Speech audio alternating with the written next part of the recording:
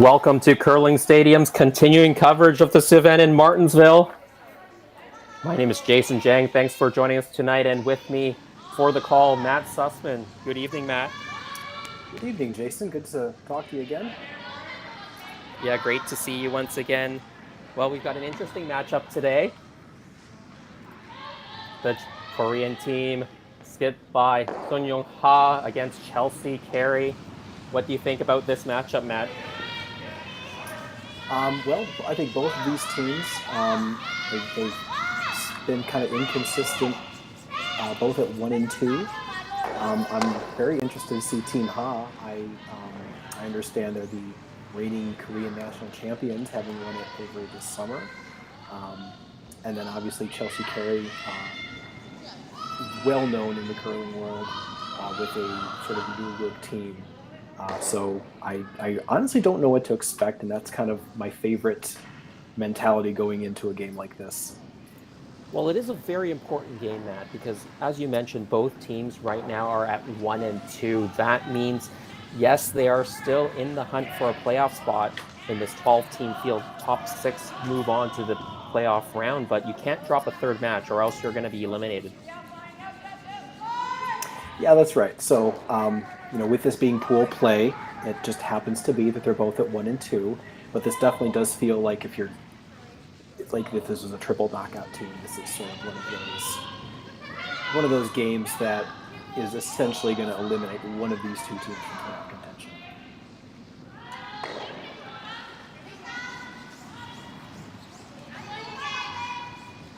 Just set things up here, Team Carey. Their third is Jolene Campbell, Liz Fife at second, Rachel Erickson throwing the lead stones. And this team from Korea, as you mentioned, the Korean champions from Chuncheon. Their lead is Sujin Kim. Tai Yang throws the second stones. Kirin Kim throwing the third stones. And it is Sun Young Ha throwing that last stone. We have seen a number of Korean teams develop over the last few years, over the last couple of cycles, in fact. Eunji Kim, of course, also in the field. They're at 3-0, leading the standings here in Martensville. They've been at the slams and on the international circuit. Of course, the Olympic silver medalist as well. The other team, Kim, the Garlic Girls, one of the other great teams from Korea.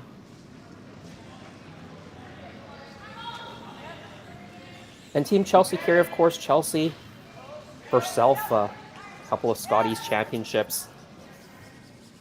Now teaming up with Jolene Campbell, Liz Fife, and Rachel Erickson. Well, he's got a center guard or off center guard in play. Team Ha Rock right behind. Team Carey makes the hit and roll over. Team Ha trying to hit and roll back behind that guard. Yeah, right away in the first end, already some rocks in play. We ought to see a score here, most likely. But yeah, nice to see it right away.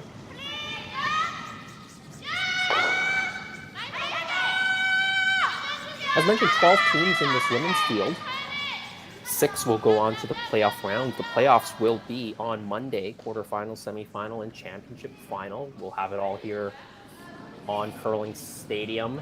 Every single sheet. Just look for those YouTube links on curlingzone.com, or you just search for Curling Zone on YouTube. If you're joining us on the CBC Sports stream, welcome. Thanks for joining us. But Eunji Kim, she leads the standings along with Clancy Grandy, 3-0, in a great spot to make the playoffs. Nancy Martin, the local team from Saskatchewan, 3-1. Jennifer Jones, she lost a tough one in our last draw. That was our feature game against Danielle again. She was up by 5 after the first end, was up by 4 after 5 ends, but gave it all away. Team Yench stealing the victory in 8 for a 9-8 win. So Jennifer Jones, 2-1. Savannah Tiranzoni also in this field. They're at 2-1. Daniela Yench, 2-2, still in the playoff hunt.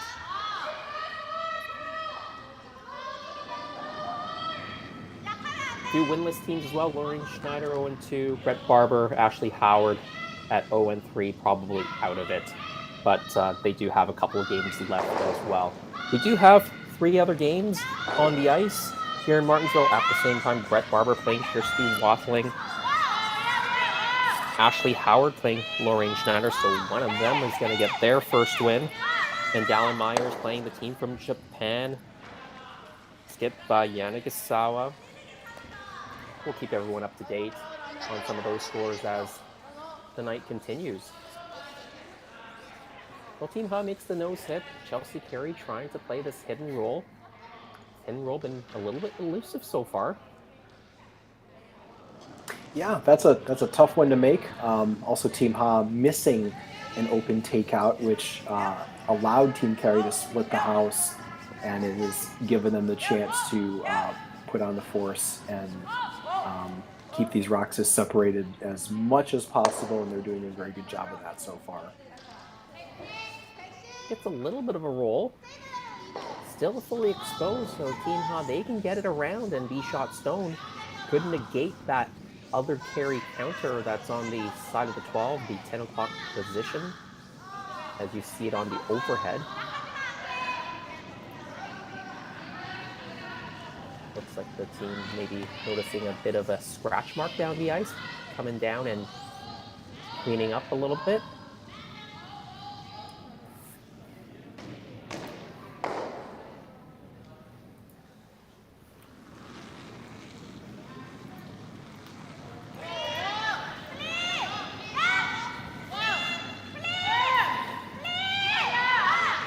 It's interesting that in Korea they do play the national championships quite early in the season, pretty much in the summer, right? And it's not unusual.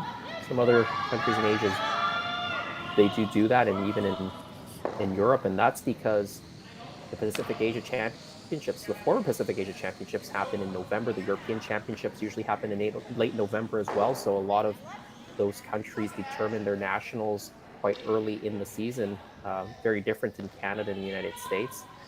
Now the Pacific Asia region has merged with the America zone, at least from the championship perspective. The inaugural Pan-Continental Curling Championships will take place starting at the end of October through the first week of November. And so as the national champions, Sunyo Ha would be expected to be at those PCCCs. Now modeling that, this new championship now modeled after the European Championships, where there's the A division and then a B division. In the case of the PCCC in Europe, there's also a C division. So the different nations will move up and down the rankings. And of course, you want to be in the A division because that's what qualifies you if you finish in the near the top of the field into the World Championships. And Canada and US now will be part of this regional competition. And I'm really excited to watch that, just so you know. I think that is a tremendous idea. I actually had that idea several years ago, but I didn't tell anyone, nor did they ask me. But regardless, I'm really happy that every country now essentially has to play into the Worlds, because previously Canada would just automatically get a berth, and they are expected to advance out of it anyways. But now they have to play in just like everybody else. And then all the other countries, both in the Pacific Asia region and the Americas region, now have additional opponents of similar abilities that will give them a chance to compete. So there's lots of reasons to have this event similar to the European Championships, like you said, and I am really, really excited to watch it this November. We'll talk a little bit more about those championships as this draw goes on. To explain some of the nuances of it, because it is the first year of the PCCC. I'm sure the viewers are interested to know a little bit more. But let's take a look at the game that we've got in front of us. We are heading into the skip stones now. You can see Chelsea Carey. She does have 3 stones in the rings. That's counting first, second, and third shot. So Team Korea now, they really need to be careful how they negotiate this position. There is a rock, the Carey rock behind the tee line. That's what Team Korea is trying to freeze to. And if they do that, they'll be behind cover. They'll be in pretty good position to maybe steal, but at the very least, limit the damage. This rock, however, hanging out a little bit. They're trying to sweep it for curl, but I don't think it's going to curl up enough to get to the nose. They will get a corner frozen. mostly open. Not sure if you can move this blue one out if you just hit it. Maybe buried enough such that you have to play a fairly quiet shot and just tap things around. Yeah, that might be good enough. That's one of those shots that you look at it if you're Team High. You look at it and you say, it's there. It's kind of what we meant to do, but you're not going to feel that comfortable until the end's over. It's right on that cusp of being dangerous. Yeah, you never like having opponent stones in the rings when you don't have last stone advantage and you only got one that is counting for you right now. They do have a second rock in the top of the 12, but that's fifth shot right now. So you can't rely on that one to limit the damage.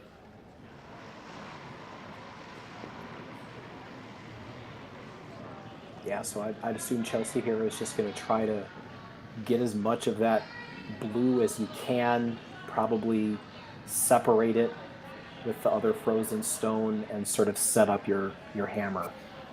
Yeah, you get to the nose, you can move it a little bit, stay in front of the blue stone. If you're a little bit tighter than that, you can probably get across the face a hair, get to the inside a little bit.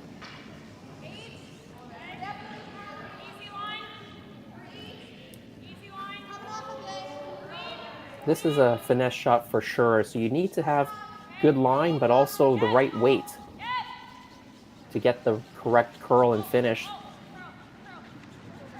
This rock's coming in quite nicely. Squeezes up right against that blue stone, and it is shot stone. They have moved it back just a hair.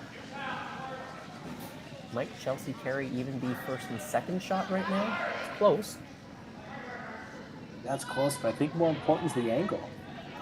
Now, if you can make any contact with that red that she just threw, the blue is going away. So right now for Team Ha, I think they need to maybe not worry so much about that, but they definitely have to put the second rock in a good place, probably on the other side somewhere, and that's where they're looking.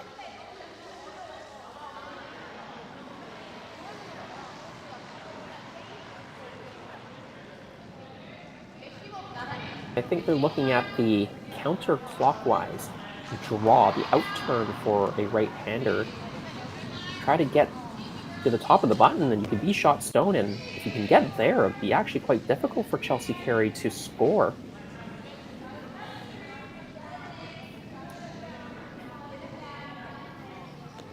You can see it, the nice look on the overhead indeed. Red is sitting first and second right now, so a wonderful shot by Chelsea on her first. Yeah, even conceding 2 points at this point, probably not the end of the world. You definitely don't want to give up more than that. Although, and I just caught the end of the game, Jason, that you did before this with Team Yench and Team Jones. You could give up 5 in the first end and the game's still not over. For sure, that was a wild one. We thought it would maybe end early. Team Yench capitalized on the mistakes from Team Jones and eventually caught up and passed them at the finish line.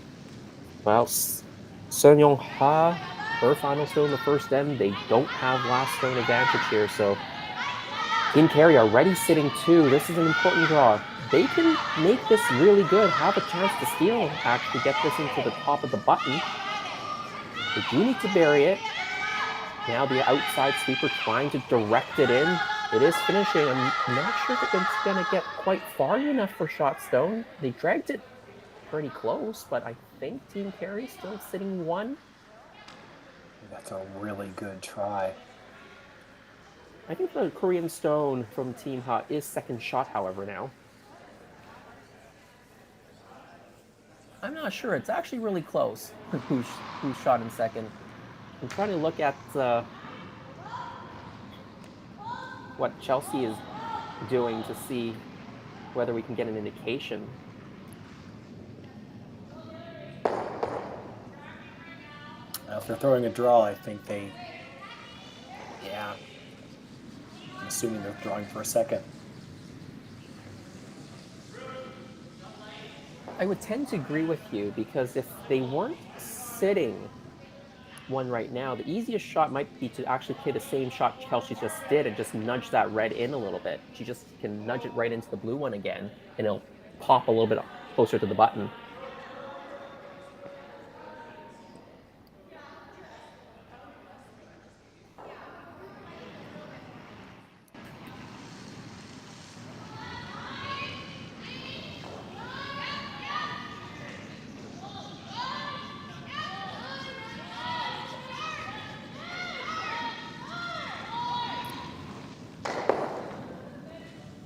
Final stone team Carey, we think she's drawing for possibly 2, but it's not completely obvious from the overhead camera.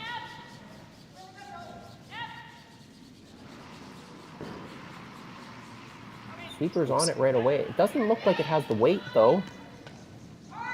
Did I see just the broom tap on the blue stone there? If it was, then it is a steal of 1. We'll wait for the official score to go up. It is 1 either way after the first end. Imagine being able to stream every curling game from every sheet from any event, be it your Wednesday league game, bonspiel, or corporate event. Curling Stadium offers an all-inclusive streaming solution featuring high-quality cameras, ease of use, great reliability, and minimal installation. Offering your sponsors customizable ad space on your streamed curling games and being able to sell video packages to your corporate events for increased revenue. With Curling Stadium, you can stream to any device, be it your mobile phone, tablet, or computer. Push the feed to your desired platform, be it Facebook, YouTube, or any other social media. Curling Stadium is simply the way forward. Where it's commonplace in other sports to televise every game, we want to do the same. Curling is a global sport, and it's time it gets the coverage it needs. Make your curling club the next Curling Stadium.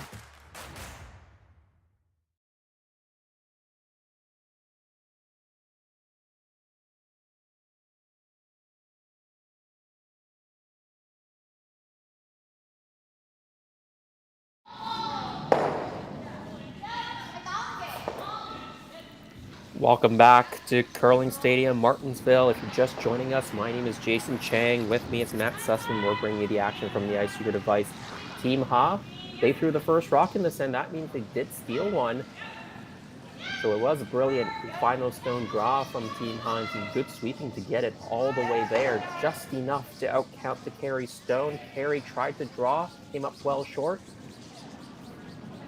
And now an early mistake from Rachel Erickson, the Team Carey lead, flashing that open hit. Yeah, we didn't give Sun-Yun Han nearly enough credit when we saw that stone. It was hard for us to see that, but that actually turned out to be a brilliant shot and a very good way to set the tone for the team as they, a young team trying to establish themselves, playing some really good competition, and see if they can just build on that now in the second end. Yeah, now knowing that the Team Ha rock was shot stone, I am surprised that Chelsea didn't just play the same shot as she did on the first rock. It just come down that intern side for her and tap up her own red stone. If she just moved it into the other blue stone like she did on her first rock, she would have just bounced a little bit to the button area and would have scored for 1. So it might have been a better choice to just repeat what you just did. In any case, they're only down by 1 very early in the game.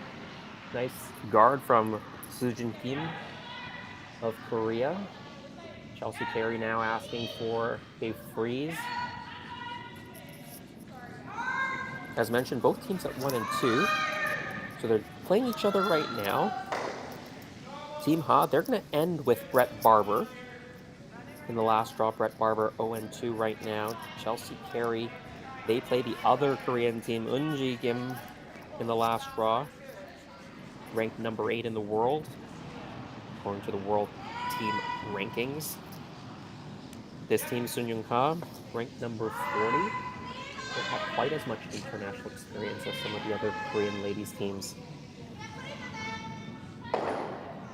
Chelsea Carey herself, with this team ranked number 9. Star-studded field, really. You've got Jennifer Jones, Daniela Yench. We saw them in the last featured draw. Silvana Tirinzoni here as well. They're the highest ranked team, of course, with a new front end staying with, of course, Alina, that's the fourth rocks thrower, but now having Carol Howard at second and Briar Perlman at lead. You recognize the Perlman name. I believe Briar is the daughter of Patrick Perlman, Olympic gold medalist from Switzerland.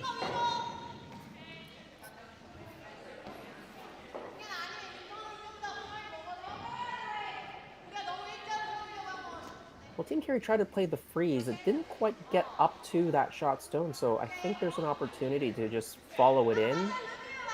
Maybe even tap that red stone back a little bit and roll the shooter behind the center guard again. Yeah, I think so. And especially with the 1-point lead, I think they can afford to be a little more aggressive and go for a shot that they're comfortable with. And yeah, this end is looking pretty good for them again.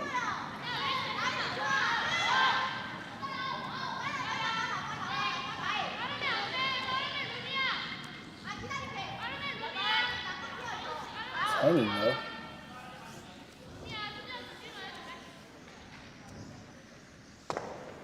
Doesn't quite get to the nose. Does jiggle it a little bit. I think this actually helps Team Carey, just the angles that they are on now. You can come off that blue and roll into the middle behind the corner. You've also moved that blue shot stone half open, so Chelsea can make a play on it later as well. So not the best result for Team Ha.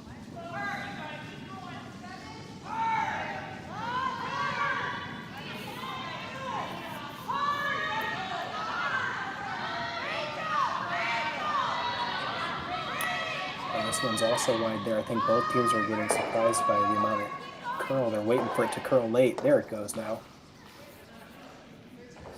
Yeah, the sweepers helped it over for sure, but it does hang for a little bit of time. Matt Hall, I was commentating with him earlier in the afternoon, described the ice as looking a little bit like slam ice in the sense that not quite as much curl as slam ice, but a lot of late finish, and that's what slam ice has been known to give the players. Players really love that late finish. You can play a lot of finesse shots, come quietly around guards to tap rocks, even remove rocks completely. Chance for a double here? I think so. On the nose, even can get to the inside of nose, I think, and roll it a little bit behind the guard. Yeah, even if you knock your own blue rock out the side door, if you can get both reds, that's a really good result. Well, this rock, they lost it right away. Not sure if it was the thrower or it picked, but they were right over the guard. Not even close, in fact. And now that guard's moved over to the left-hand side on the screen, as you see, partially guarding the carry stones. Yeah, not Chelsea a lot of now good results asking, there. Yeah, Chelsea now asking for a draw, I think. Maybe freeze right in there, right on top of that blue stone. You could also play the hidden roll. Play the hit on the blue and actually roll it away. The other blue stone that's on the left-hand side of the screen from the thrower's perspective, that rock is mostly open. So you can always move that later on as well. I think they've decided to freeze kind of into that pocket there. Interesting call. I wouldn't have thought that one. Looks like the speed is coming off of here and it's over curling. It is in the rings. Acts more of like a guard than anything else.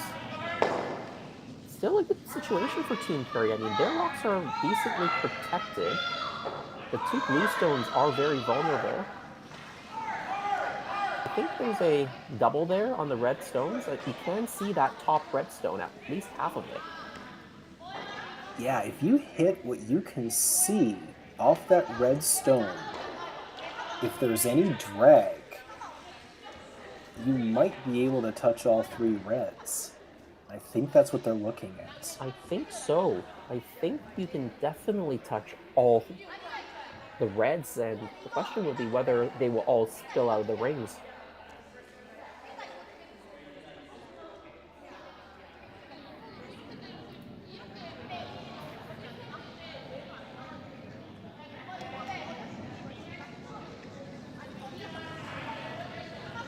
About 50 people in the arena all lining up this shot.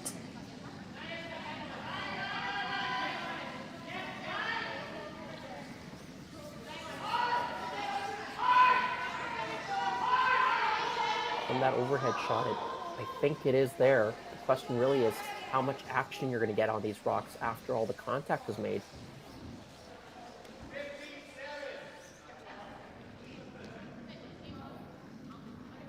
And you'll have 22 years old, recently aged out of juniors, actually. Now they're looking at playing the run back instead.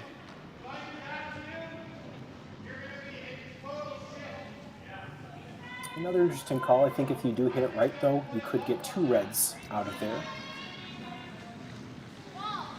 Yeah, and this way, if you hit it right, you leave the rock that you're running back in the rings. If you're just playing it the other shot, you will lose the shooter, but this one, they've lost the line on pretty early. The guard disappears. They're going to roll the other rock as far away as possible so they don't leave a corner for Chelsea Carey. Now Chelsea's going to play the hit and roll away. That was what I was suggesting, perhaps on her last shot. You can also play the same shot, play the same freeze into the pocket there.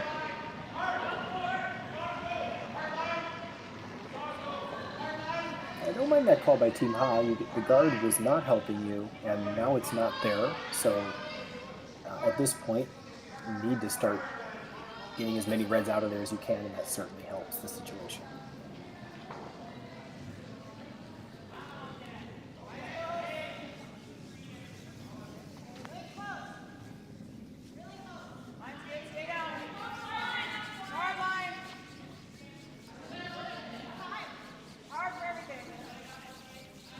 Sweeper's working hard on this one as well, trying to drag it there. Doing a pretty good job of getting the puck all the way there. Rubs off the top red and actually rolls it into the spot they were intending to. Great sweeping. That's really nice. That is, yeah, I think you're, like you're saying, that's the call they were trying to go for the first time. That looks a lot better now.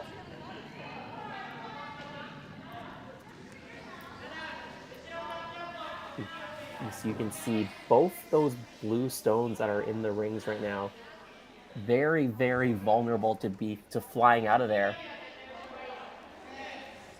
I think they have to make a play off of these reds at the top of the rings and try to get as many of those reds out as you can. I'm pretty sure you can get 2 of them out of there.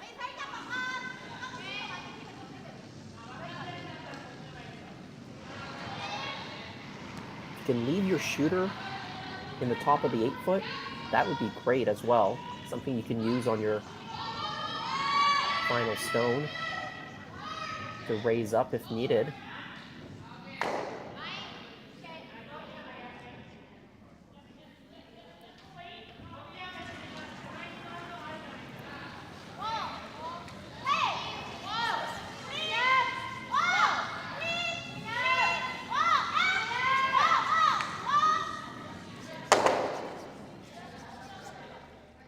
Oh, wow.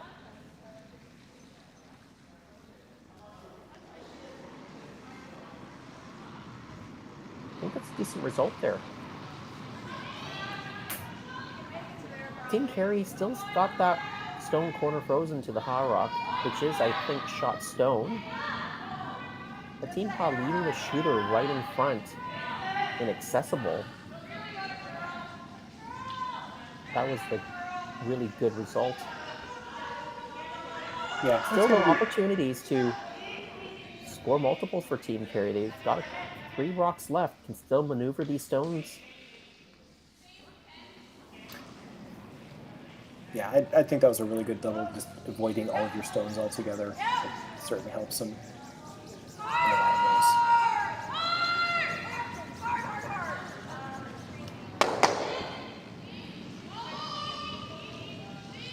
ways. And Matt, did just notice, I think it is Jamie Sinclair in the lineup, the super spare for Team Chelsea Carey. Oh, yes. Yeah, I'm sure all of our friends in the southern United States who have sort of adopted Jamie Sinclair as their own have a lot of emotions about her moving back to Canada. She does have dual citizenship, grew up, I believe, in the Ottawa area, played a bit with Rachel Homan, I think, in juniors, then moved to the US as part of the high performance program. Had quite a bit of success playing in the US as well. I think she won a slam too, didn't she? I think you're right. I think Jamie and Chelsea are very similar in their paths. They are also both skips who are also extremely close to making the Olympics. I'm very interested to see how she fits into the team dynamic here as the fifth. But it's good to see her on the ice.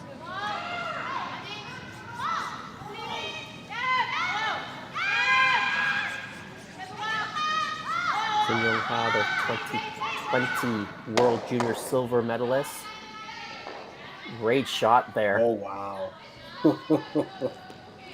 That angle wasn't easy to make the double, but she made it look very easy. Got both to go out of the rings, too. Yeah, that was a great angle. I mean, she's... First end, she made a great draw to steal a point. Turns out she's also really good at takeouts. They're lane 3 all of a sudden.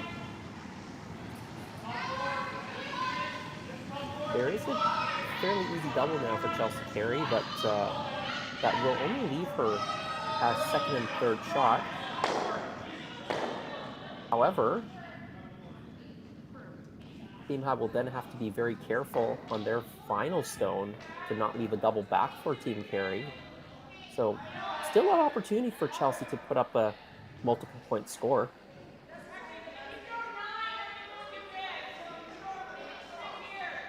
You're right. In the end, the forefoot is completely wide open. If they do need to draw for a single, that opportunity is there. But certainly it was looking a lot better a few rocks ago. I think if you hit this right on the nose, there is definitely no double on the 2 red stones that will be in the house. And then even if Team Ha plays a hit, they'd have to roll a bit. But Carey gets across the face a little bit, makes the double pretty easily, but rolls over. It is interesting, though. It'll make this take a little bit tricky, I think, for Team Ha. They've got to make sure they avoid the jam, but then try not to leave the double back as well. Yeah, you can't really... I mean, it's not a very simple shot to get both red stones out. You almost have to play sort of a cute little hit and roll. Get maybe a little piece under cover. You would be sitting 2 for 1, but that really is the only place you can leave your shooter. Yeah, so that is what they've decided. They are going to hit and roll behind the guard a little bit. Might still be possible for Chelsea to play a raised double if it's behind the guard, but just in the wrong spot.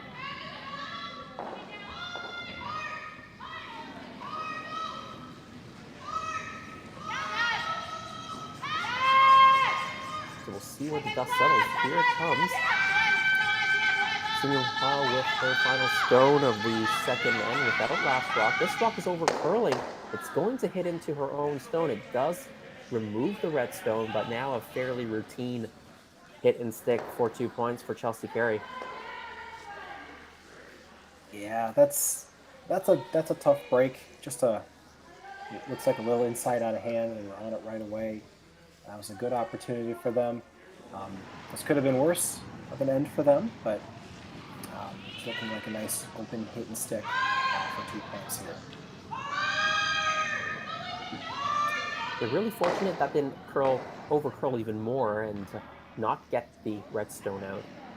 Then it would be a hit for 3, but As it stands now, it is an open hit for 2.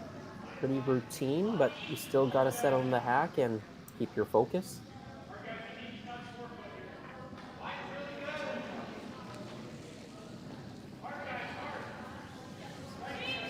Final stone, second in, Chelsea Carey gave up the steal of 1 in the first, has an opportunity to respond with 2.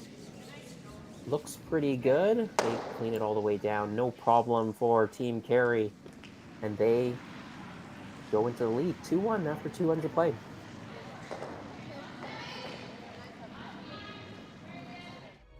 Imagine a place with endless possibilities. Imagine a place where people come together to build families, businesses, and communities. Imagine a place where small-town values and progressive qualities are in perfect harmony. Imagine a place rich with so much vitality. Imagine your future in Martensville. We asked Saskatchewan what they know about 5G. More speed, more innovation. It's gonna make our lives a whole heck of a lot easier. This is what 5G looks like. Better, faster. Sounds like one more G. Sounds pretty good. I don't know what it means. All you really need to know is the future of 5G is here and will continue improving through investments in network technology.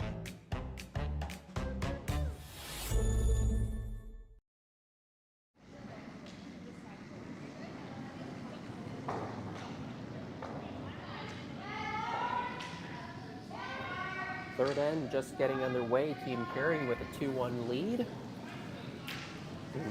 From Korea.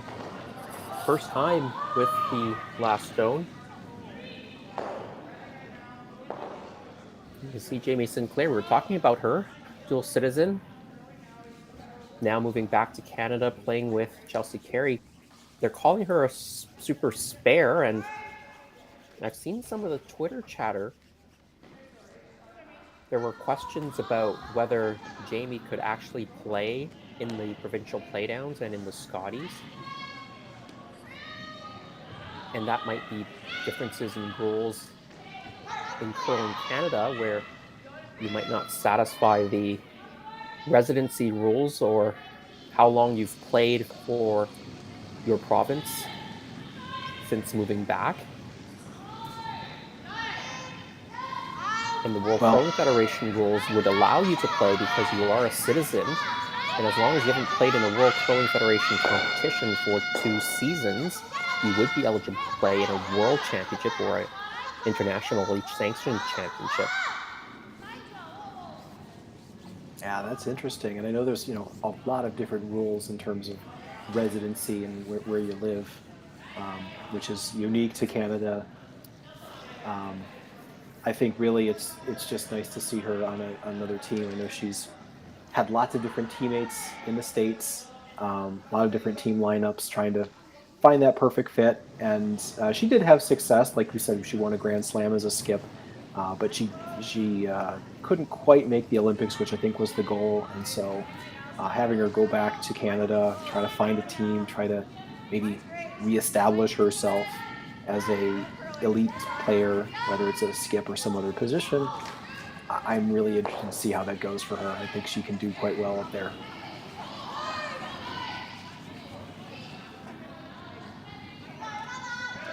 And it never hurts to be paired up with a multi-time Scotties champion in Chelsea Carey. Chelsea seems to find a way to win no matter what her lineup is. She tends to go to new teams and after one season can find a lot of success with that new team. So we'll see how this lineup shakes up during the course of the season. Of course, playing out of Manitoba, it's a very tough province, but now that the Scotties have the wild card spots as well, it gives those teams in slightly stronger provinces a little bit better chance to make it to the national championships.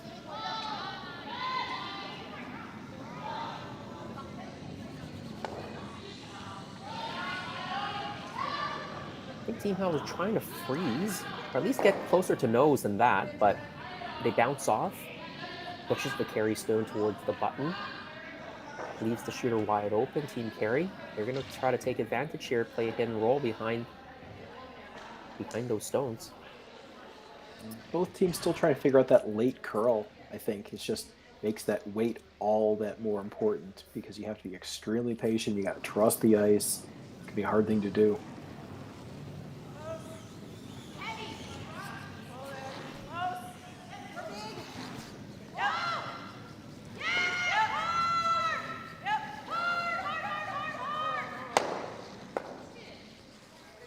That one over curled on them. They do get the shooter behind the guard, but they push the other rock completely open and behind the tee line.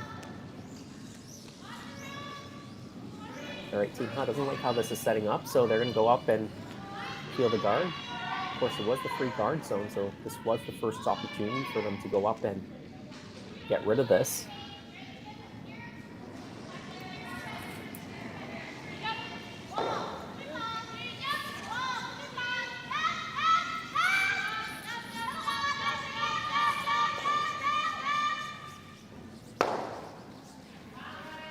Good throw.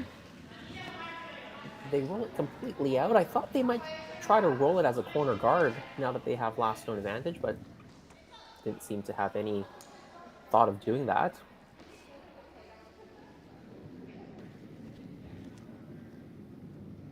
Yeah, now Chelsea's just going to replace it, try to put that one in a better spot.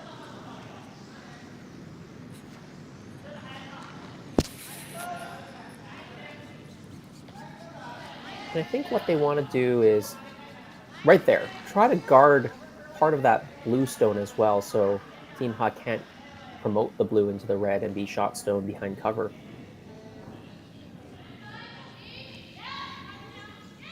This one over curling just a hair. Team Ha now might decide to chase the back stone. You can definitely remove it and roll to the side of the 8-foot. The other Carey stone that's in the rings is wide open, so you can take care of that later. Other option is to just peel the guard again, but pros and cons for both. You could also try to run it in. We're taking a look at that now. A lot of options if you run it in because there is 2 red stones behind that blue one, so lots of ways to hit this and end up with something good if you can make contact with the blue behind the red. Yeah, this is where a young skip can really start to look at all the options, start to overthink, maybe even start to second guess yourself, looking at everything, and, you know, go with your first gut. What was the first thing you wanted to do? If that's the call, just do it.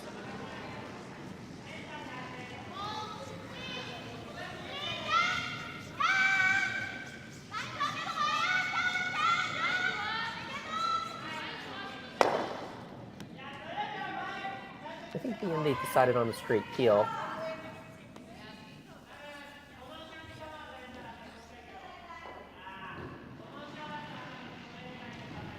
Well, rinse and repeat now for Chelsea Carey. They're going to put the guard back up and try to get it in a slightly better spot.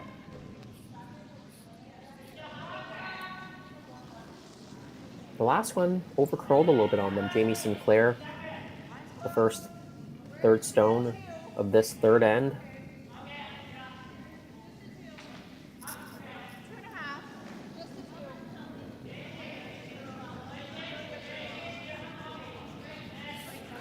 So with Jamie coming back to Canada, Matt, what is the U.S. women's team situation looking like? You've still got Tabitha Peterson with Nina Roth, I believe. Yeah, so you've got Team Peterson. Nina Roth decided to retire for family reasons, so she stepped back, and they added Corey Christensen, who represented the U.S. at the Worlds last year and was also the runner-up at the Olympic trials at the vice skip position. So that's going to be a really interesting team. And yeah, I mean, they are essentially the A team. They're the team to beat. And then that left the other team to be skipped by Sarah Anderson, who was the vice for Christensen's team. Now she's going to be calling the shots. So that's your sort of secondary team, and the way it stands, those are essentially the two primary elite teams that you'll see out of the States. But I've been very impressed with how Tabitha Peterson has been evolving into a world-class skip. She took the job over basically from Nina Roth when Nina Roth went on maternity leave, and so then they just sort of switched spots from between the 2018 and the 2022 Olympics. So yeah, that team is well poised to make another run for the next 4 years.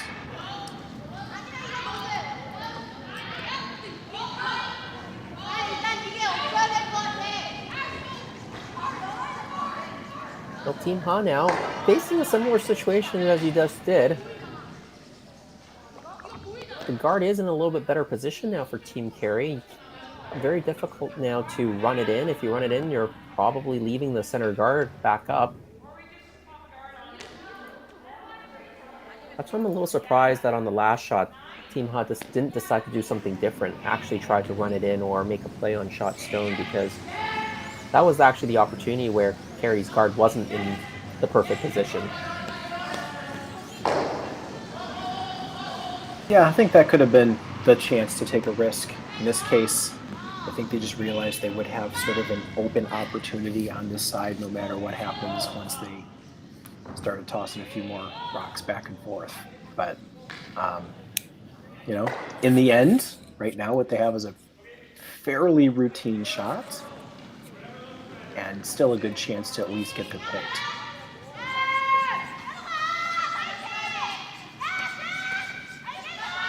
This is curling on him, though. It is over curling for sure. It's going to roll towards the center line behind everything. In fact, it actually rolls out open on the other side. I'm not even sure they were trying to go for the inside roll, actually, because if you rolled inside, they were probably sitting on the back of the button, and then Team Carey drew down and froze to it. It would have been a pretty tough spot for Team Ha. In any case, Team Ha does have 2 rocks in the ring, so Chelsea has to be a little bit careful here. That red rock right now is at least a third exposed, maybe even half exposed, so it can be picked out. Safe call would be to maybe just hit the back stone. You can set 1-2 that way.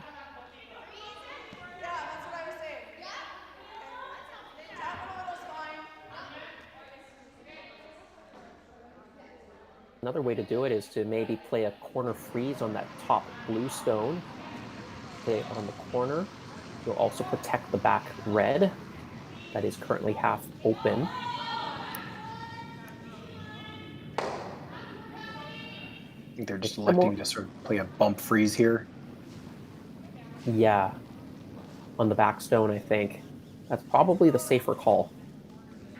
Probably easier to execute, a little bit more margin for error.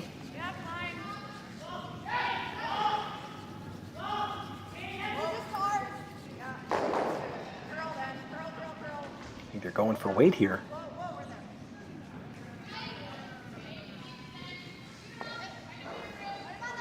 They actually have ended up freezing onto their own stone. It's actually okay, I guess, but I'm not sure that's the best spot for it. Yeah, I think okay is the right word. They're sitting 2 now, and there's no double, but yeah, it's certainly you have to sort of recalibrate the way this end is going. There's at least an opportunity to get one of them out now, a lot easier. So that's I think this is an opportunity for Team Ha for sure to try to turn this end around.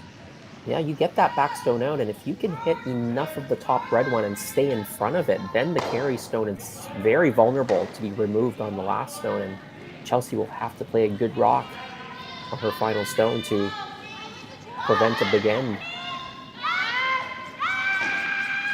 So they're playing this a little bit quieter, just so that after the contact is made, this stone stays in front of the other red stone, just like that. Can they move it far enough to sit Yes, so it will be shot stone still Chelsea Carey, but second, third, and fourth belong to Team Ha of Korea, and that red stone right now is very vulnerable. That was really good weight thrown by that team as well. That was, like you said, keep your shooter right on top of that red stone. Now there's no easy way to get rid of a blue rock right now. And that's with Team Ha having hammer. That is crucial. I really am impressed with that last shot.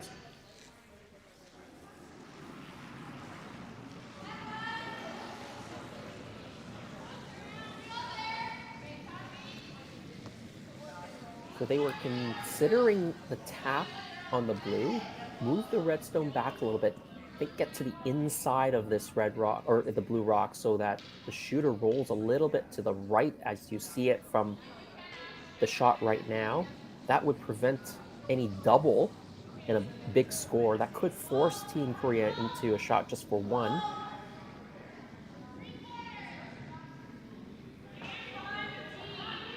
We're seeing a lot of shots that require a lot of precision in this end, and those are always really fun to watch. They're really tough to throw, but it really, really makes you think, really puts a lot of pressure on both skips here. But I think you're right. Yeah, if they can just sort of change the angles, you can't worry about getting rid of anything. I think they can just try to save their shot rock here.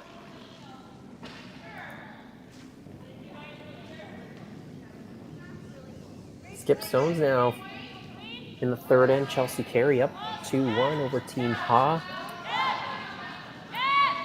Trying to rearrange these rocks just a little bit. This rock's curling though. It is going to touch the blue, roll towards the middle. Okay. Yeah, for the second time. For the second time in the end, we're asking, is that good? Can you get to the inside? That's what they're looking at. Can you get to the inside to make the blue onto the back red and then have your shooter kick to the right and push that redstone that's now under cover out of the rings, or just move it open? If we could get the rooms out of the way, we'd have a better look at it. No. I think it's possible.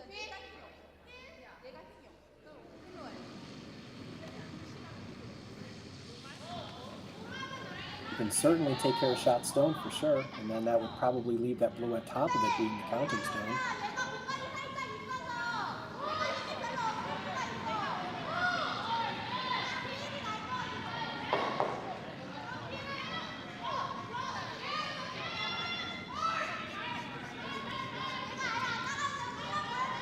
They think it's there. I think they think it's there, and they've got their lead, I think, in the hack, letting them know how much of the rock they can see, or how much air is past the stone that they're trying to hit, that blue stone that Device has got her room by right now. There's the indication. Inside of the blue, that's where you want to hit. Get a little flop to the inside. The back red one will go. We're probably not going to move the redstone completely out, but you could just stay corner frozen on that redstone as well.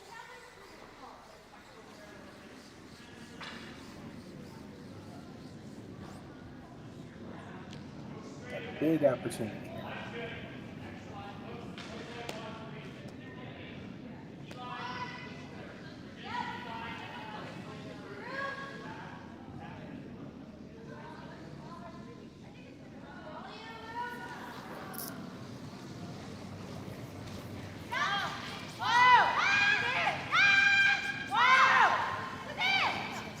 Seung-Yoon Ha with her first here in the third end. This one's going to crash in the guard, however. Leaves Chelsea Carey still sitting shot in second shot. Oh, that fooled them for a second because they were calling to make it curl. They thought they had it, and then all of a sudden, they just went on them. That looked good out of hand. Yeah, they weren't concerned at the beginning. And then you're right, it just took a bit of a turn. Not sure what happened exactly, but Chelsea Carey now has an opportunity here to put more pressure on Team Ha. They've looked at drawing on the outturn side for her, the counterclockwise rotation around that off-center guard. Now they're looking at just guarding the situation. If you put a guard kind of along the forefoot in front of those two blue stones, half covering each of those blues, I don't think there's any double for Team Ha to get the two red ones out. Might just force Team Ha to make the wide draw themselves for a single point. Yeah, you're right. I'm even having trouble seeing a double now, the way it's at. And, you know, obviously the force is on and you're sitting, it looks like you're sitting too. You don't want to make the situation worse for sure. But I think, and based on, you know, the way Jamie's holding the broom, this might even be an opportunity to try to even get a better, maybe even tap the red a little bit.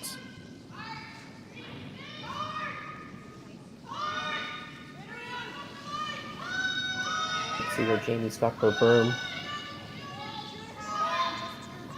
Looks like they're just playing a guard based on how Jamie is watching the stone.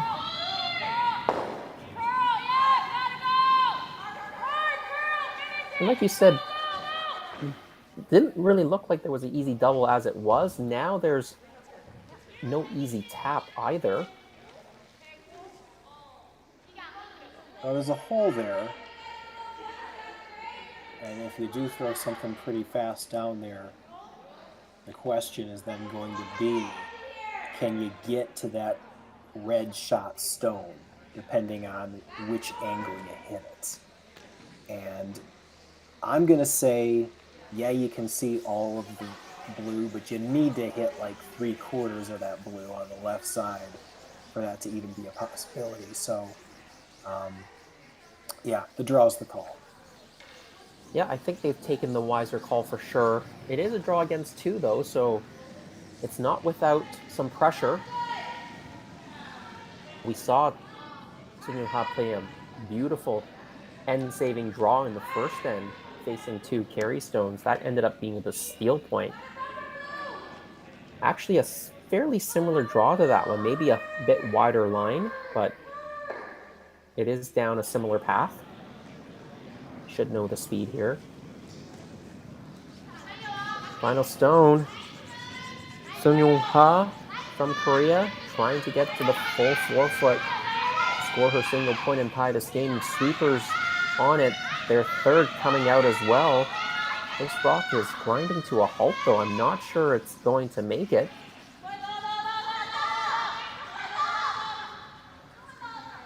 It only gets to the top of the 8. It is 2 for Team Carey, and they're going to take a 4-1 lead through 3 ends of play.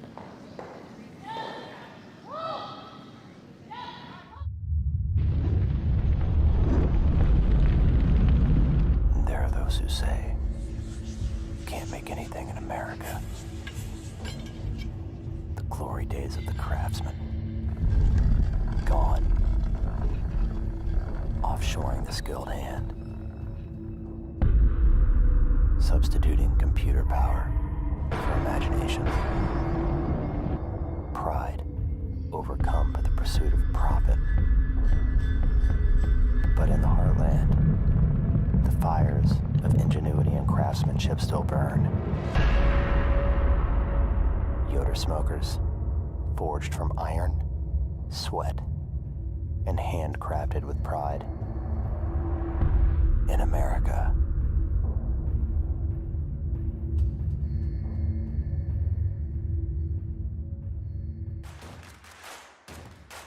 Imagine being able to stream every curling game from every sheet from any event, be it your Wednesday league game, bonspiel, or corporate event. Curling Stadium offers an all-inclusive streaming solution featuring high-quality cameras, ease of use, great reliability, and minimal installation. Offering your sponsors customizable ad space on your streamed curling games and being able to sell video packages to your corporate events for increased revenue. With Curling Stadium, you can stream to any device, be it your mobile phone, tablet, or computer. Push the feed to your desired platform, be it Facebook, YouTube, or any other social media. Curling Stadium is simply the way forward. Where it's commonplace in other sports to televise every game, we want to do the same. Curling is a global sport, and it's time it gets the coverage it needs. Make your curling club the next Curling Stadium.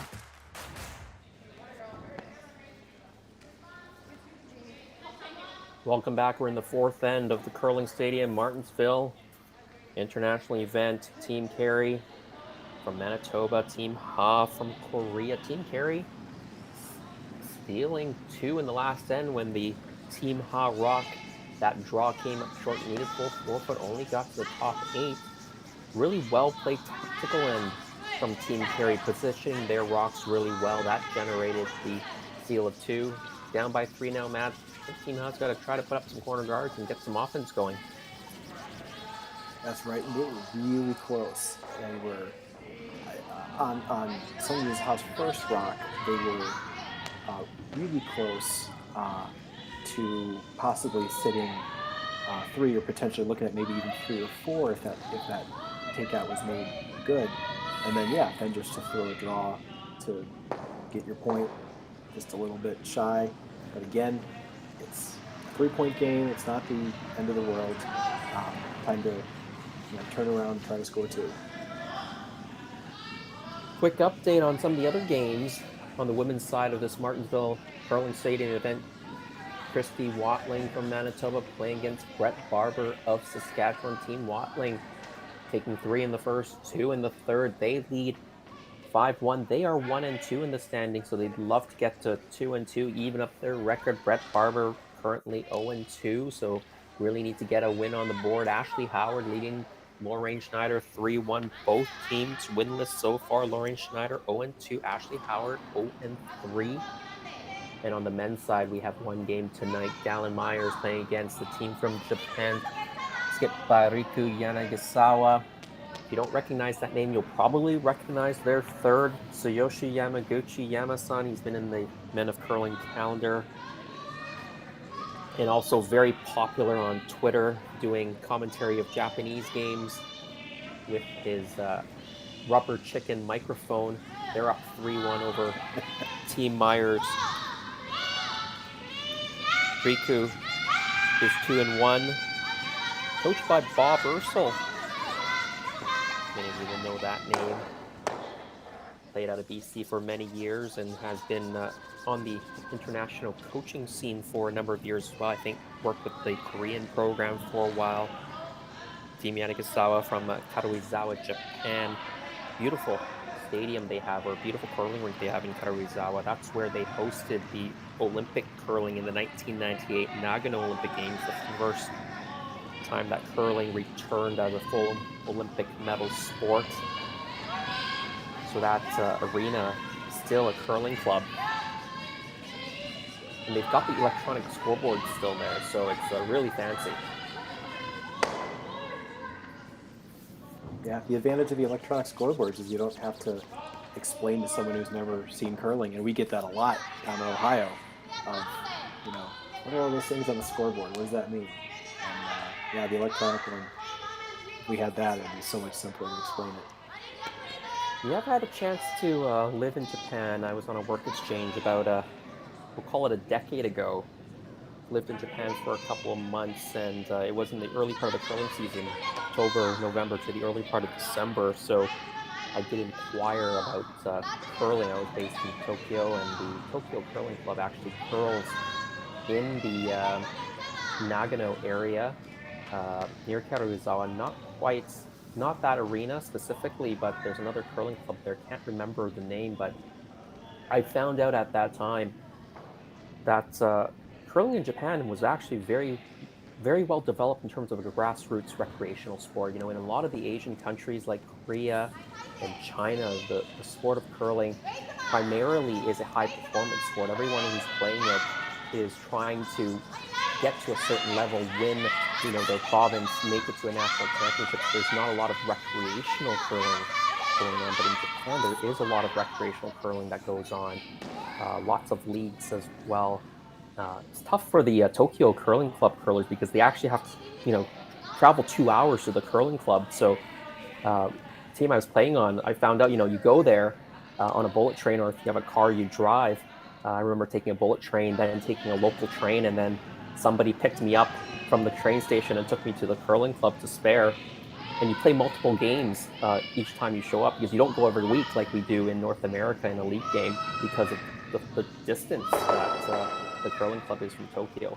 Obviously, that's, I think, a specific Tokyo scenario. I think other cities where the curling clubs might be much closer to where the residents are.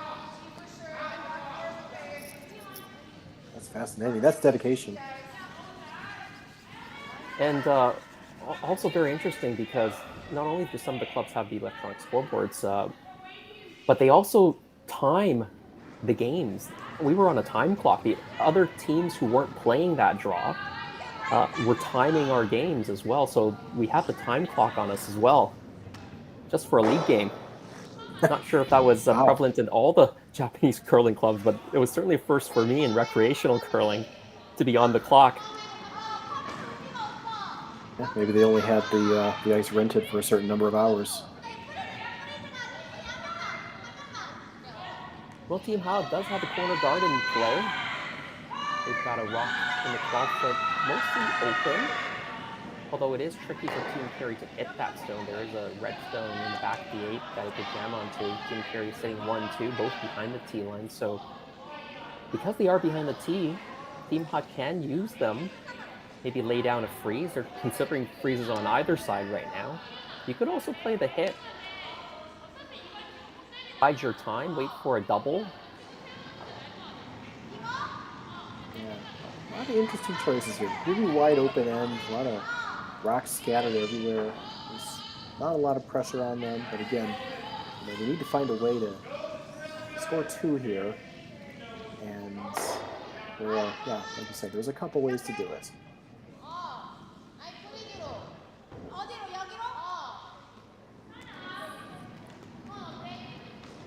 Well, no time clocks in this tournament, so the Korean team, they can discuss for as long as they want which freeze they want to go with. I think both are good options. So yeah, when you have no time clock, take full advantage of that.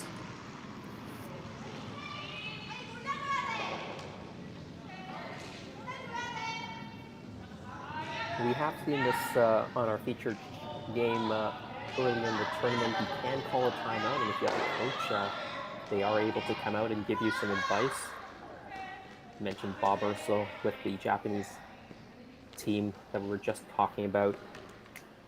Team Demi Agusawa. I think Russ Howard might also be in the house, coaching Ashley Howard, his daughter. I think Pierre Charette is also here with the Sylvana Fiorenzoni team. He's been working with that team for a few years now.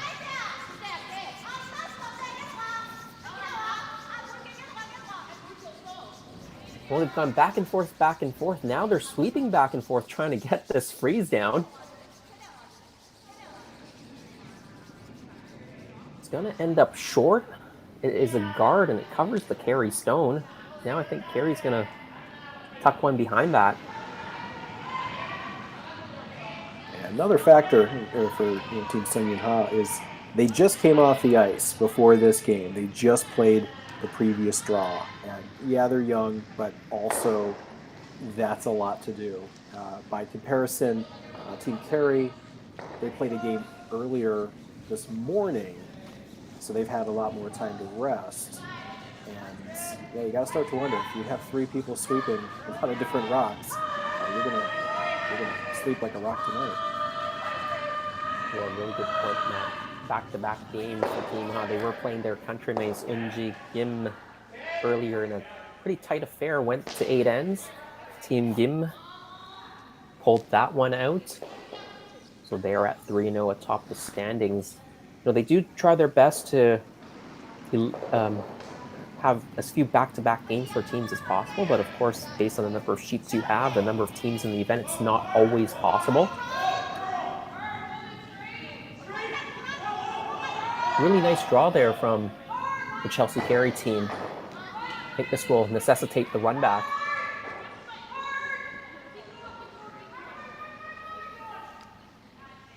Absolutely. As in starting to get away from Team Ha. They need a good one here.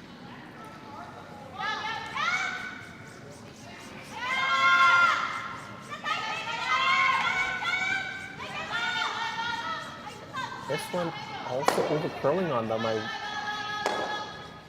would have wanted them to actually probably get off of that stone and roll it further away, because now it's partially blocking your out-turn draw, that counterclockwise draw into the button. It was over curling quite early. Never really had a chance to make contact with the red stones at the back, so they just should have let it curl a little bit more so it's completely out of the way.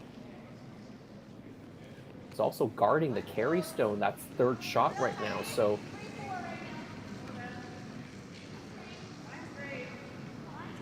yeah, they're really struggling on line here, at least for those upweight shots.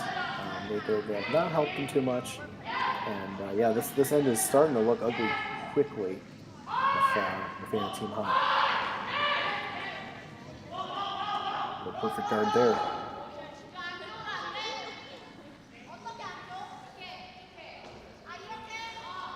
yeah, not a lot of options, I think. It's running it back again. Just have a good look at the angles here, and hopefully they can throw a nicer stone. The last couple of runbacks this team has played, as you've mentioned, the line has been off. Really never had a chance on the last one.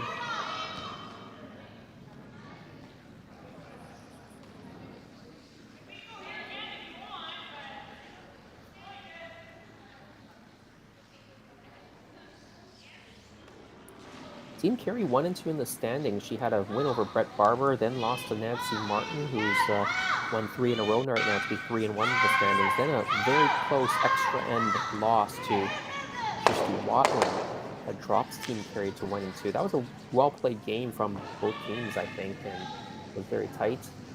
Now they have moved some of those stones around in the rings. Carey's still sitting 3. Team Ha's left the center guard now.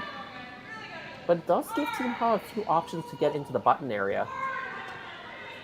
The shot stone, Team Carey is just fighting the back of the 4. There is a port. You can come down and hit that. You can also hit and roll in off of that second shot stone on the left side of the 8-foot, top of the 8.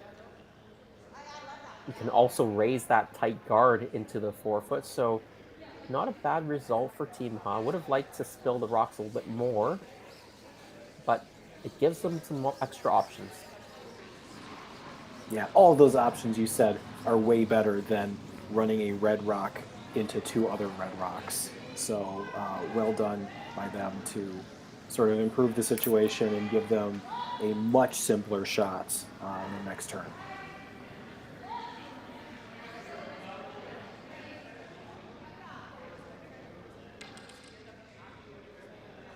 For Team Carey, where do you want to land this stone? I think they're coming into the house behind that blue stone.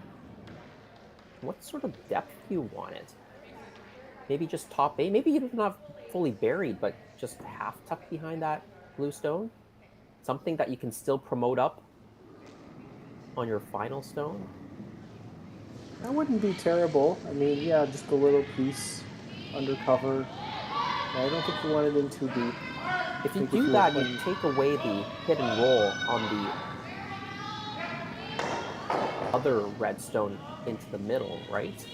You'll leave the back red through the port, but that leaves Ha's rock in the back of the house, so then you can make a promotion shot and sit shot stone again, or just draw in for shot stone. So think that's what they're calling Jamie Sinclair's broom, is where they want it. So a piece buried, top of the 8 foot. They get it just nibbling the top of the 8. A piece buried. Looks like what they did there. I think that's called and made. Glad I'm on the same page as Team Carey. I think if this was your Wednesday night league game, you would just try to bury it right under and get it as much in the forefoot as possible. It's just a different game here.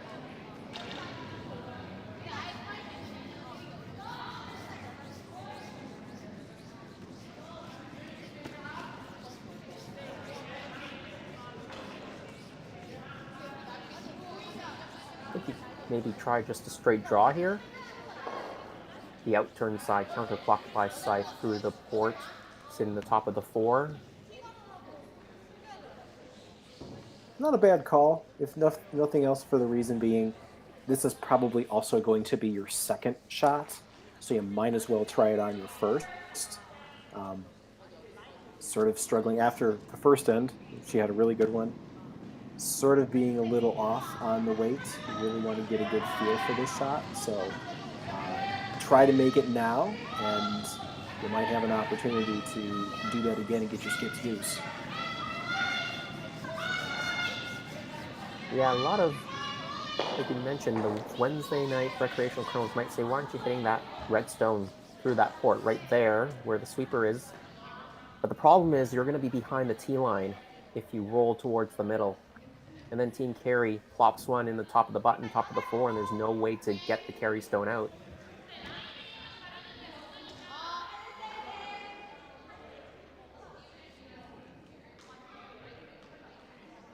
Try to get this top 4 as buried as you can. Team Carey might still be able to use that redstone they just threw to make a raised takeout. That's why Team Carey didn't want to bury that rock and just leave it mostly open so they can still use it.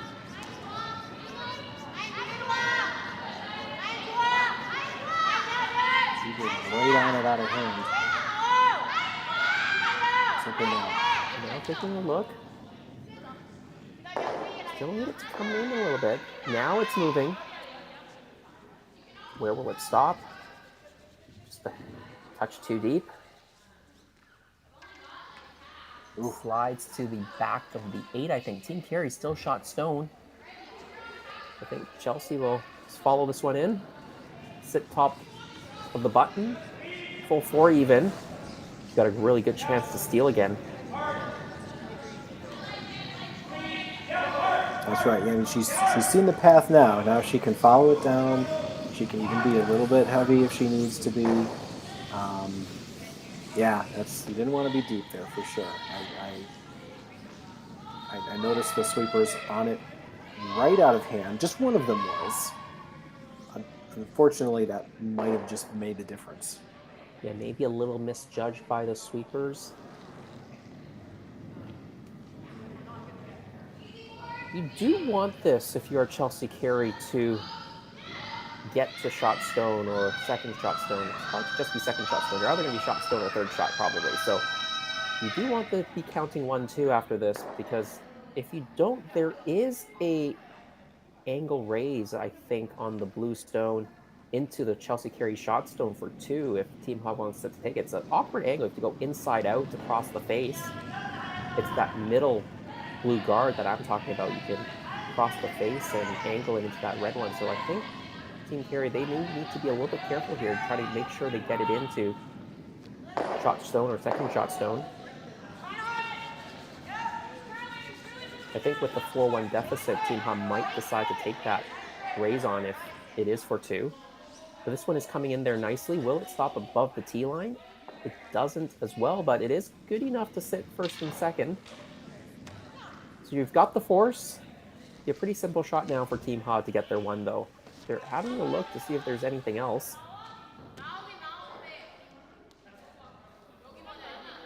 They're looking to see if they can sort of come off the open stone and sort of pop the red one sideways without disturbing the blue in the back. I don't think it's there. And I also don't think you need to do this. But even if you don't get the red out, you're still making a shot for one. Yeah, it's probably not super risky to give this a go. You might be able to get two out of it. It's not easy. It's not easy for sure.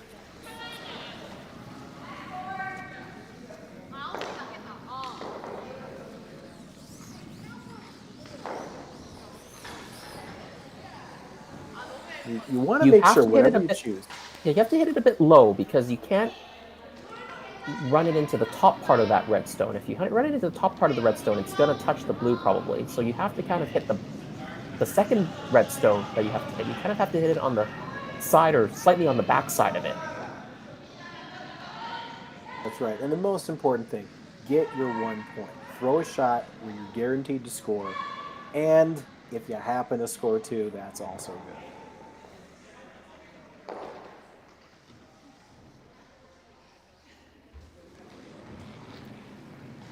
Final stone, fourth end, Sun Yun Ha of Korea trying a difficult shot for two.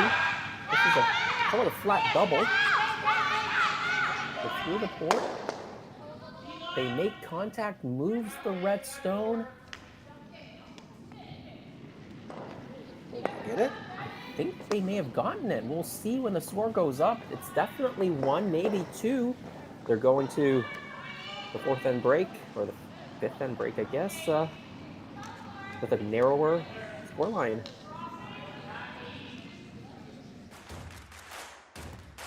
Imagine being able to stream every curling game from every sheet from any event, be it your Wednesday league game, bonspiel, or corporate event.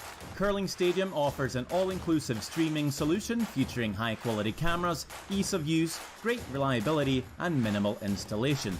Offering your sponsors customizable ad space on your streamed curling games and being able to sell video packages to your corporate events for increased revenue.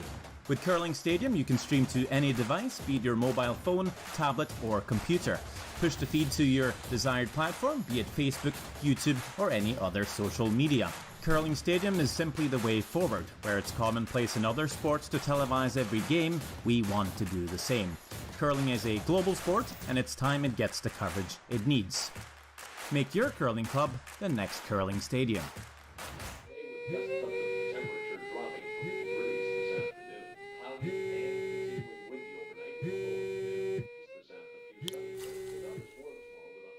For victims of domestic abuse, fleeing may mean leaving everything behind. There is hope. SaskTel provides brand new cell phones so that starting over is possible. Learn more at sasktel.com/fresh start.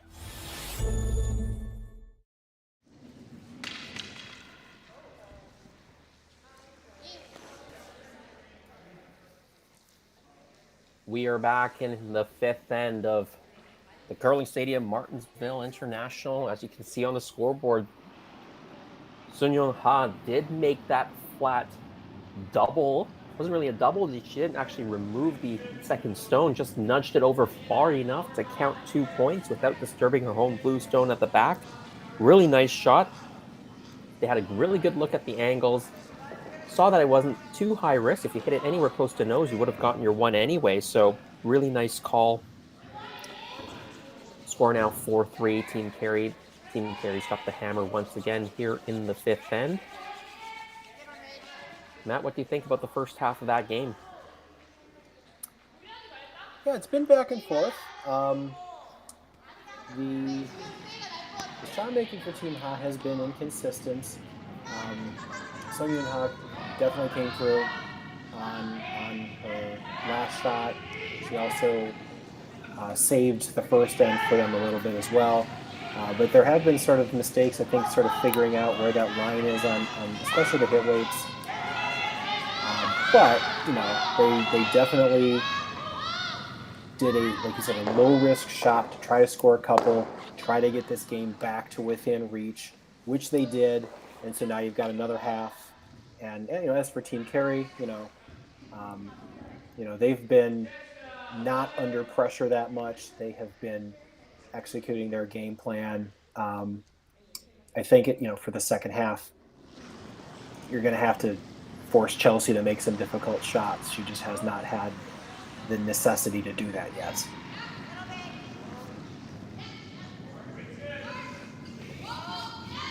Quick look over at some of the other sheets. If you want to stream them, you can. You can put them on multiple devices, multiple windows. Christy Watling leading Brett Barber 6-1 halfway through. Team Barber with hammer in the fifth.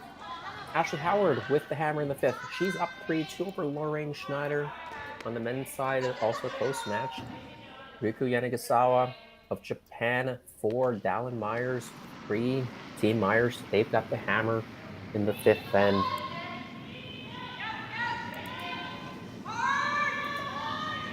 Matt, we talked a little bit about the new Pan-Continental Curling Championships earlier in the broadcast, but just to talk about it a little bit more, there will be an A division and a B division on both the men's and the women's side. The event being played in Calgary at the Winsport Arena. That's where they had the Bubble World Championships during the COVID pandemic, so it's a great facility, great sports complex there. That's where they did the ski jump in that same area for the Calgary Olympic Games in 1988.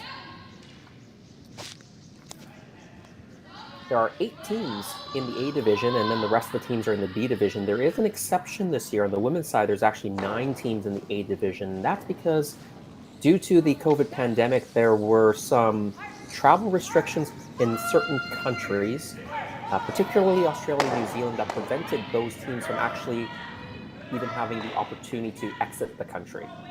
And so in order to not punish the teams from those areas, if they were in a position to qualify for the A division with the existing standings, they would be protected from dropping to the B division.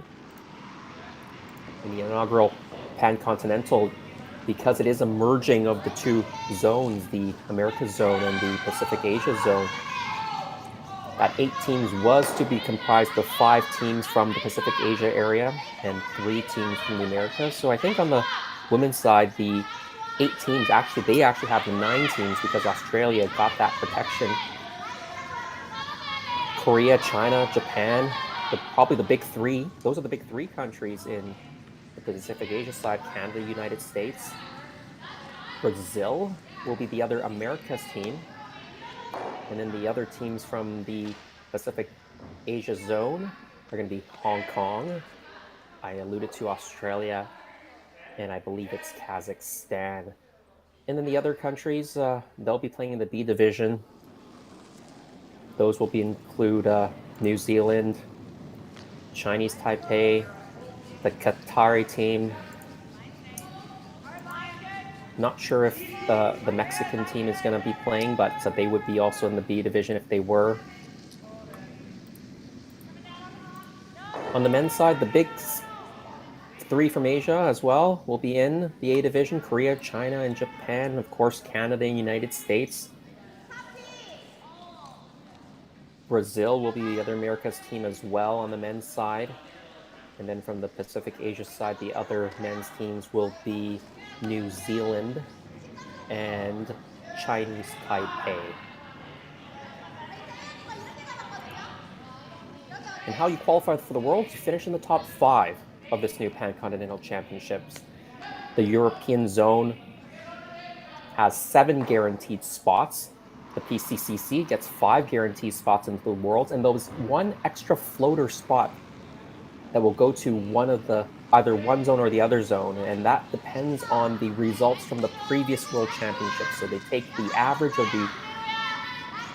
points, World Championship ranking points for the teams, the top 5 teams from the PCCC zone, the top 5 from the European zone, add up those points, and the team with the higher ranking will get the extra spot. So in both the men's and women's side for this upcoming 2023 World Championship, the extra spot going to Europe. So they'll have 8 teams at the Worlds. The PCCC will qualify 5. Matt, I hope that made sense to you. It'll probably make even more sense once I watch it and they designate the teams in advance. But like I said before, it's very similar to the way that Europe has theirs, and so it'll be a little clearer if you are familiar with the European Championships. And if you're not familiar with the European Championships, then probably none of this makes sense to you. But the point is that there will be more curling, more international curling, and a lot of teams having some opportunities and some clear paths to get to World Championships.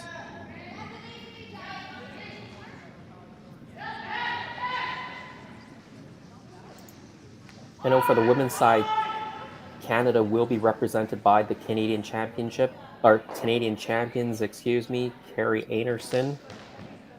I think Canadian champion Brad Gouju representing the men's side, if I'm not mistaken. Not sure if you know if it's the U.S. champions representing the U.S. at the PCCCs, Matt? I don't think they've announced it. Now, if Wikipedia is to be believed, and usually they're pretty good at it, you are correct about the Canadian representatives, and also Sung Yoon Ha is listed as the representative for Korea, and also on the ice on the men's side, team Demi Agusawa is also going to represent Japan on the men's side. So there are some teams that have already been named, but there are still some glaring holes in terms of the Chinese teams have not been named, the American teams have not been named, but I'm sure they will be. They'll probably just pick one of their high performance teams and they'll go representing their country. We're on to third stones now. It's Jamie Sinclair throwing the third stones at this event for Team Carey. They are staying shot stone right now behind that off-center guard situation.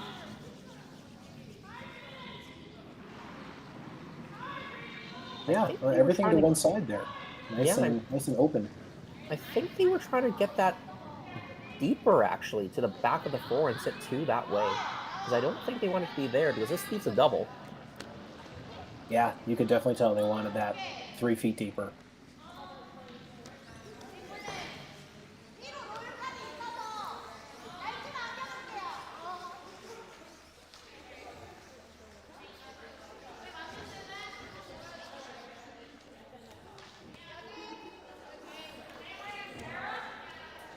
There are a few reasons why the World Curling Federation decided to create this Pan-Continental Championship. One is because there wasn't a America's Championship. In the past, there was something called the America's Challenge. Because of the number of nations that competed in curling in the Americas were so low, it didn't warrant having a full championship. And there was an opportunity for any other team from the Americas to challenge either Canada or the US for one of the World Championship spot. They would challenge the lower-ranked team. Brazil has challenged the US on a couple of occasions. They did challenge Canada once as well when the US were hosting the Worlds.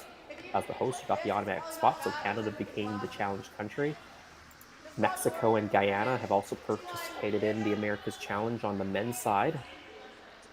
Mexico has also competed on the women's side.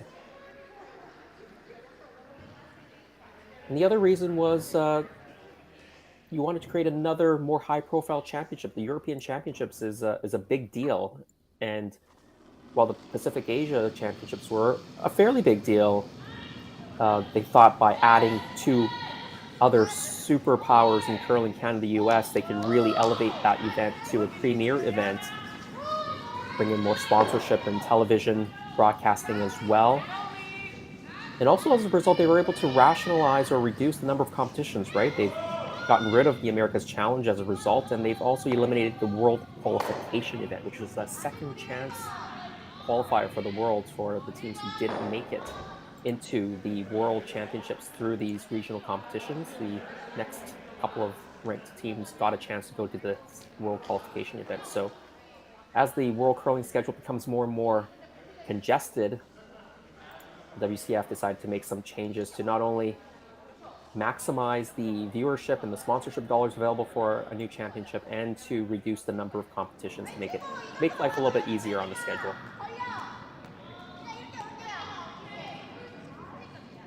Yeah, I think that was a good call because especially the teams that do have to go to those extra ones are teams that are not nearly as funded as the other ones. So you definitely want to give them their one chance to have a good quality competition where they are playing other nations at their level.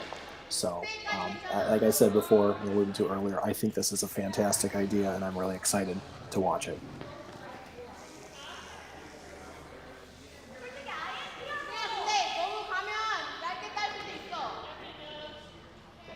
Looks like the Korean team has shot stone right now. Top of the button, Team Carey, second and third shot in the 4-foot. Yeah, they did get that hit and roll earlier that they were looking for, and that really set up this entire end.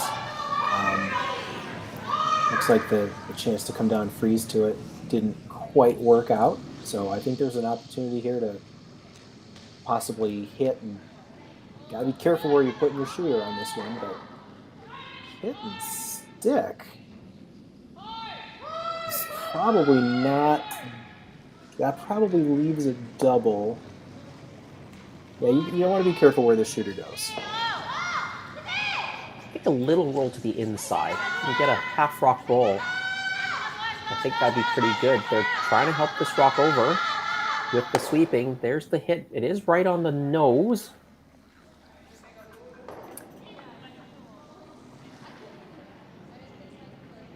I feel like we've been saying this, Jason, a lot. Is that good? Yeah, it's okay. Or is it just late? There is Russ Howard, I believe, in the background, watching his daughter, Ashley Howard, an Olympic champion at the age of 50. What other sport can you do it at? And that's why we love curling. You can play it all your life. So if I'm hearing this right, I have 11 more years to win a gold medal.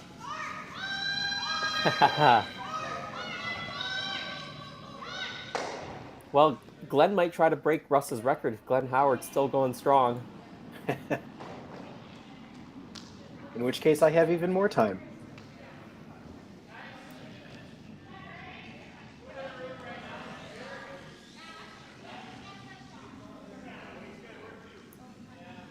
Think they can get two blues out here? Not sure if that second blue is going to spill enough. They'll probably leave the 4-foot, if anything, but yeah, I don't know what else you do. Yeah, I think you have to play some sort of hit and hope for the best result you can. If you can spill the rocks on the 4-foot, that would be very good. This rock maybe a little bit on the high side. Doesn't spill the blue rocks on the 4-foot. You lose your own red stone, and now Team Ha sitting 3 in the rings.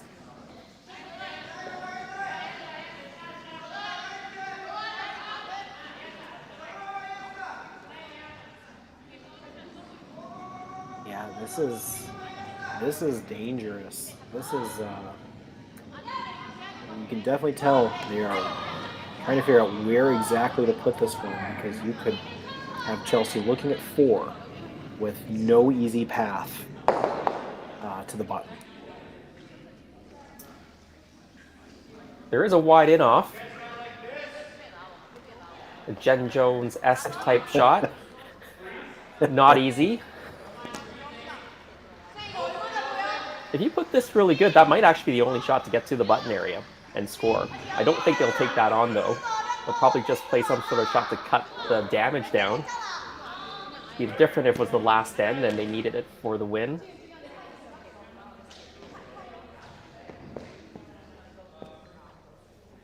There's your timeout.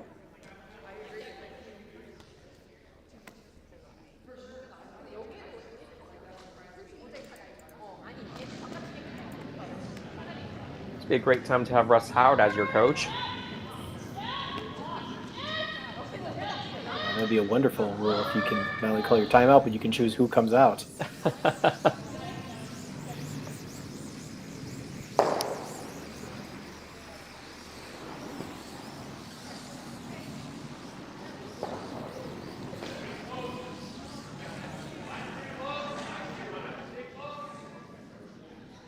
Well, I think if you can put this, my guess here is you can put this sort of side by side in the 8 foot, sort of eliminating a chance to get. I don't have a telestrator here, but I would basically put it just right of center, horizontal to the other blue in the 8 foot.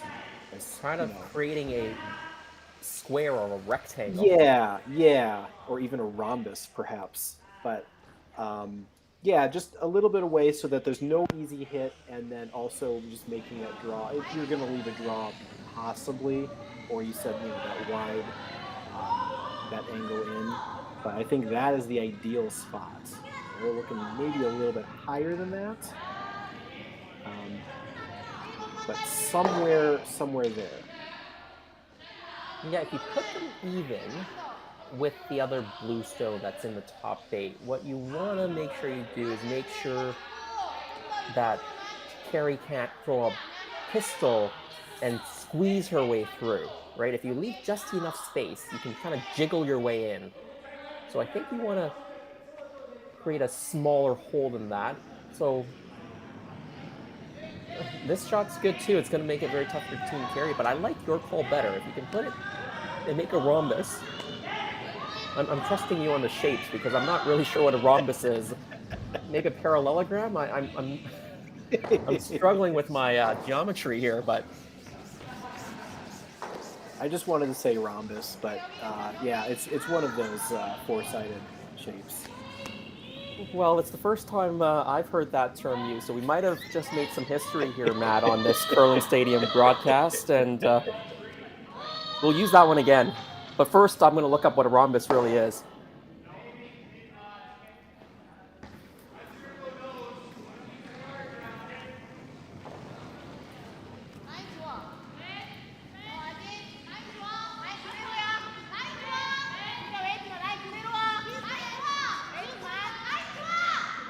Is out there.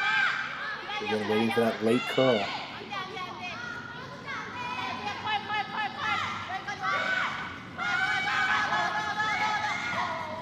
They want to get it finished and close up this port. Well, they've created that rhombus, perhaps? I was rooting for it so much. It's but they've left the port. And I think now Chelsea Carey can throw a shot through this port and actually score, in fact. Yeah, there's a big catcher there in the end. I think she just needs to hit this spot here. That rock needed to curl over about 3 inches, and that's exactly where I was picturing. So I appreciate Sonia and Ha for trying to imagine where I was going to put that. Yeah, so is this a trapezoid now, or? Oh, wow, yeah. That might be, yeah. If the viewers know, please let us know.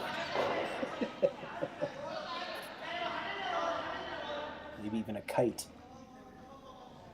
Well, Chelsea Carey has a chance to get out of this end. She was in huge trouble, and maybe they just overthought this a little bit in terms of the placement, but an opportunity to go through this top side of the rhombus trapezoid and get a single point.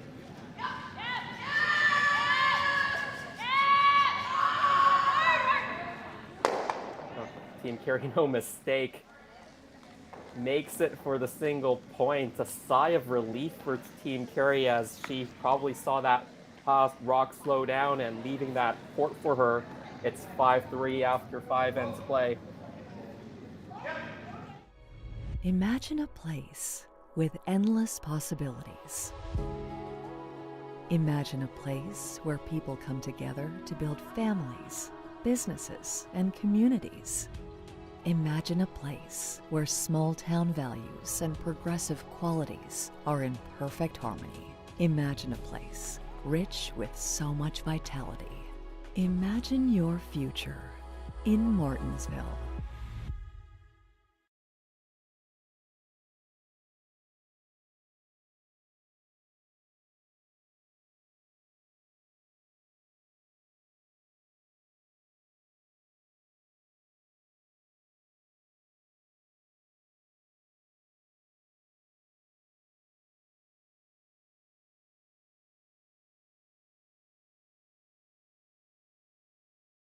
For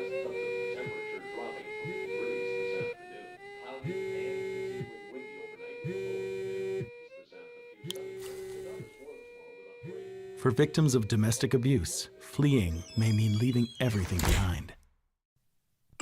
There is hope.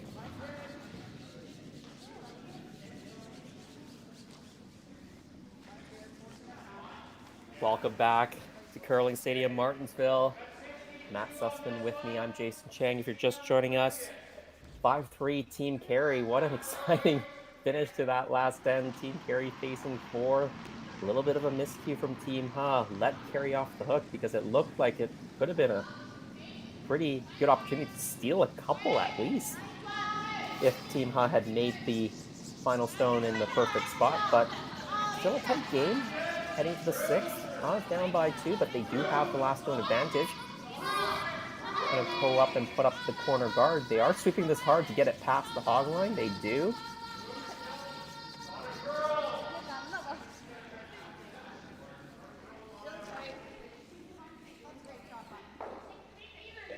A lot of positives in that last end for Team Ha. I mean, they did put the pressure on. Yeah, like I said, that one shot just needed to curl up a couple more inches, and they might have, like you said, they might have turned this game around and taken the lead themselves. So they just need to keep that feeling and come back and get a couple more.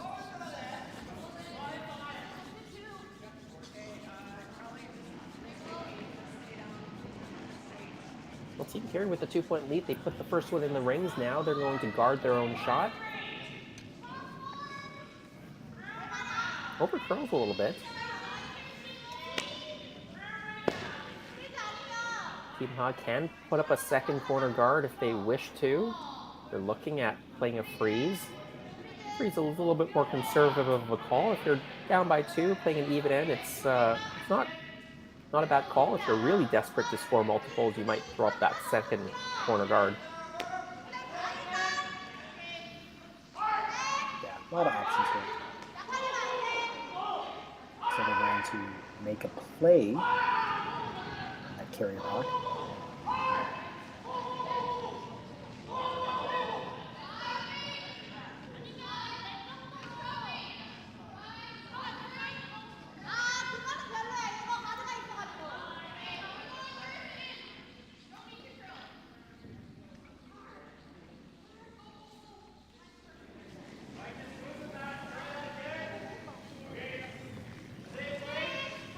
They're playing more of a tap or a takeout even, quietly. Try to roll this behind the corner guard. Curls up a little bit too much to go behind the corner.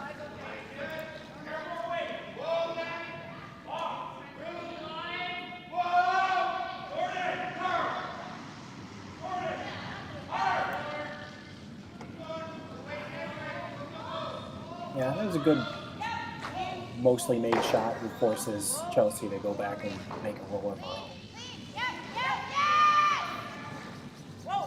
Yeah, for Team Ha, a good situation. Fairly open in the house, so not a lot to contend with. You have your corner guard to work with, so just figuring out how to maneuver these stones and set yourself up. A couple of options here. You can go around the center, you can play a hit and roll, you can tap the red stone back, go around the corner guard. All okay options, so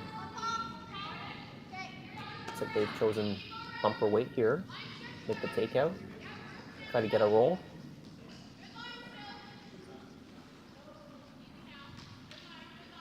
Yeah, again, keeping the end simple. I think there was a lot of very precise shots in the last one.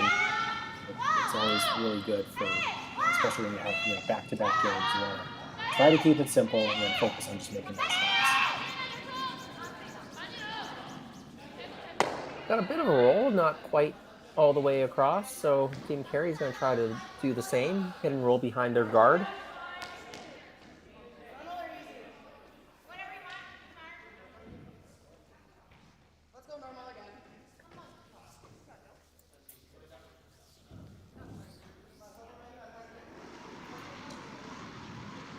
Having a quick scan. Christy Watling now leading Brett Barber 7-1. Ashley Howard leading Lauren Schneider 5-2. Dallin Myers blanked the 5th. They're still trailing. Riku Yanagisawa 3-4. Playing the 6th then. Team Myers with the hammer.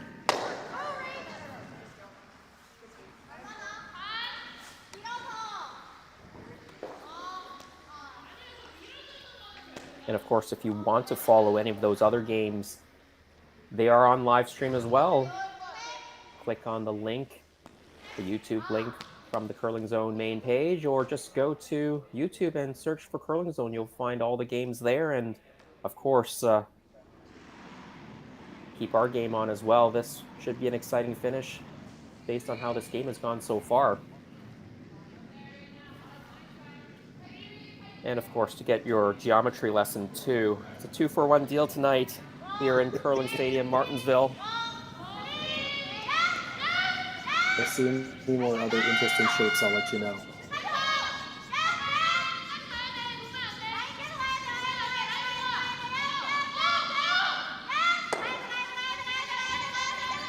Oh, this one looks really nice. Around the corner, and it's mostly buried. Maybe you can see a sliver. I'm guessing it's probably buried enough such that Chelsea might be tempted to just peel the guard and maybe take a crack at the top one, but make sure you err on the tight side. Hit the guard if you need to. Yeah, especially since they haven't really played a lot of these shots. Not sure if Chelsea even knows really where to put the broom, but I think you're right. Just hit one of the two blues. Yeah, I think they've motioned for board weight here. Jamie Sinclair, the first third stone of this end. It's already curling off the center line. We have seen a lot of movement off the center in the other games, especially if you help the rocks a little bit. Good sweeping there, gets it around the guard, makes the takeout. It's one great shot followed by another.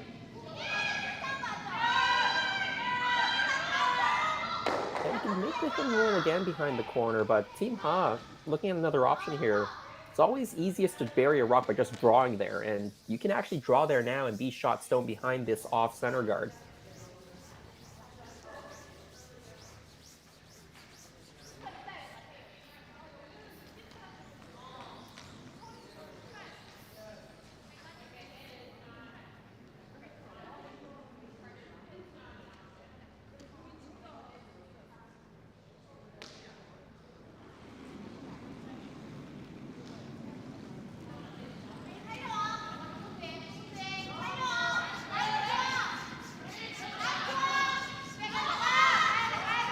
Trying the clockwise in-turn draw.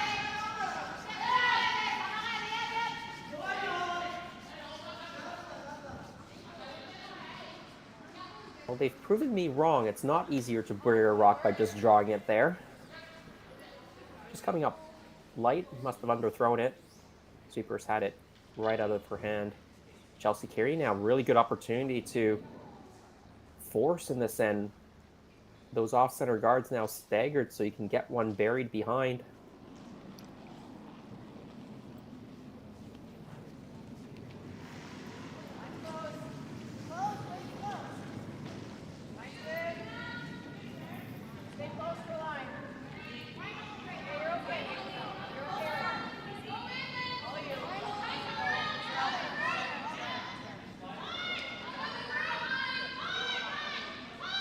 Need this rock to stop in front of the tee line. It does not, slips to the back of the 8, and well, maybe the advantage going back to Team Ha now. They're going to get a chance to play this draw again. Yeah, you always love to have that second shot be very similar to the first.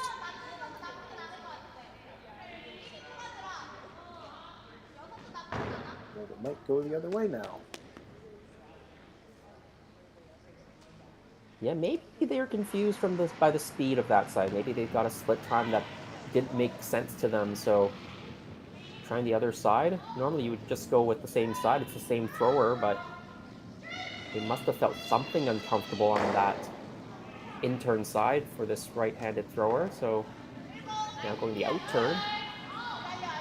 I did see Chelsea Carey just do a little bit of a stretch on the backboards. Hopefully she isn't hurt or cramped up in anything like that.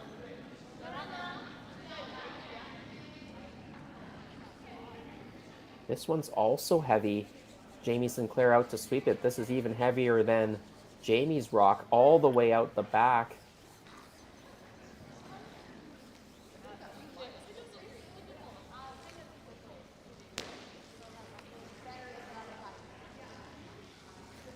Well, an opportunity now for Chelsea Carey.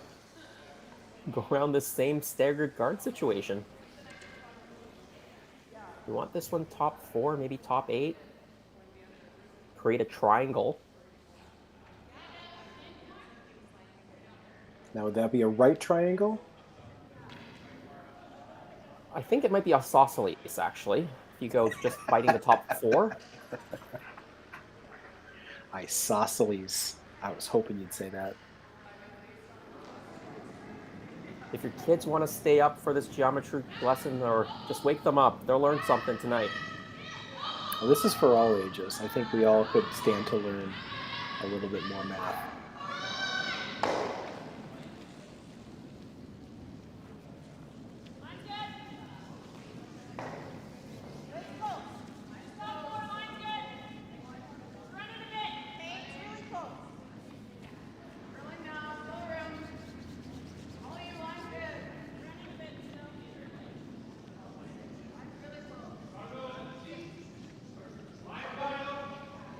It looks really nice.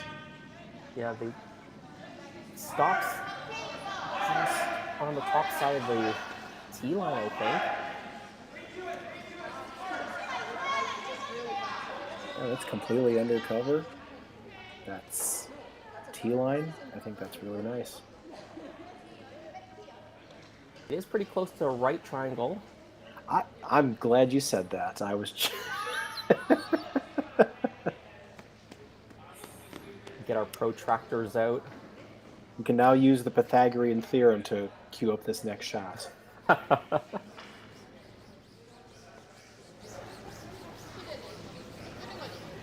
You're bringing back some bad memories from high school math, Matt. No. Well, this game's all about angles, so I figured, you know, geometry also has angles, and so this is really fun for everybody.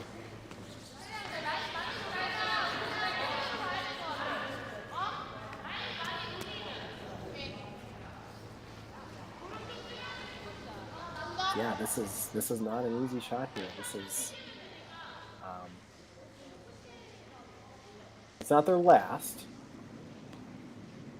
But yeah, there's not really a lot of great places you can go. Just I guess a freeze to possibly handle shot stone and give you an opportunity to score, maybe score 2. Yeah, I think the guards are high enough such that you can probably tap it back a foot and be shot stone.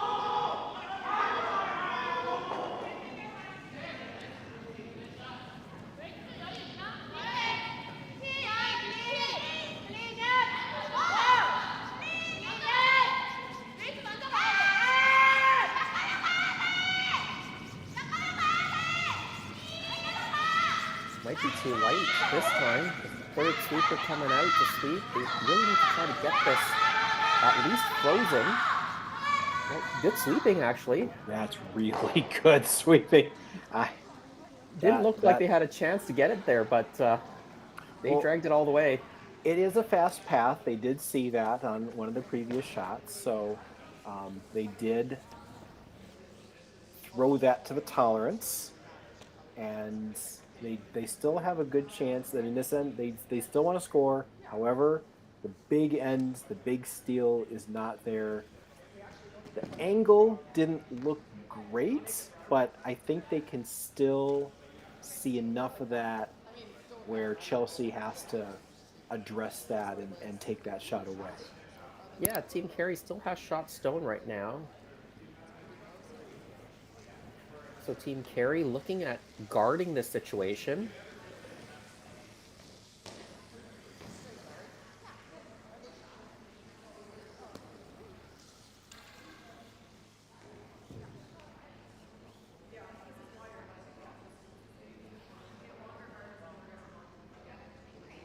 I think you might be able to still play the clockwise in-turn draw tap on on that blue stone to just move it up a little bit. It does finish quite hard, so if you just have the right weight, back 4, back 8, it probably can be made on the in-turn side if you need to tap. I know it looks overburied, but that guard is only halfway, and it does finish really hard here. You've seen it all game. Of course, Team Carey guarding the more obvious tap, which is basically the same draw path that Team Ha just took. It'll be tough to get 2 out of this situation. I mean, there is the long angle run-in, but I don't think they'll take that on here in the 6th end. No, it is the even ends. You do want your 1 point, and then you get your opportunity in the 8th is how you typically set this up. So I think the smart call is try to draw for 1, or like you said, try to push the blue up on the outside. Although they're looking at it. They are looking at us. What I've noticed about this team is they're deliberate. They look at everything. They don't want to rule everything out. I like that. So this team, being a young team, does not run much on instinct. They are running on sort of analysis, and it's a very good way to learn a lot about the things you can do. I think in the end, though, I think this is not the time for that shot. I think the smart call is the draw. The only thing that they might have in the back of their minds is this team hasn't quite had the draw weight figured out in the last couple of ends. I know just made a nice freeze there. This is a slightly different path, so maybe they're a bit concerned because they haven't had the perfect draw weight the last few shots, and I think a couple times they may have been even confused at the speed. Well, they are lining up this long angle run-in. Is for 2 if you can make it perfect. It is for 2. There's even a chance to score 1 if it's not made perfectly. I guess the thought here is that the shot for 1 is still extremely hard, and you do need the button. You need the button. Maybe the shot for 1 is almost as hard as this shot for 2. Maybe it's just these are really fun to throw, and you do have your shot. This is a legitimate opportunity to score 2. So, as long as she's confident in throwing it, then in that case, that's the shot.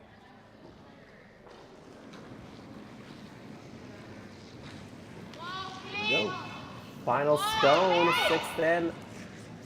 Tough angle raise, takeout for 2. They're trying to sweep it for curl. They don't get it to curl enough. It is a steal of 1 for Team Carey. They're going to lead 6-3 after 6 ends of play. More action coming up. We're going to the 7th end stretch.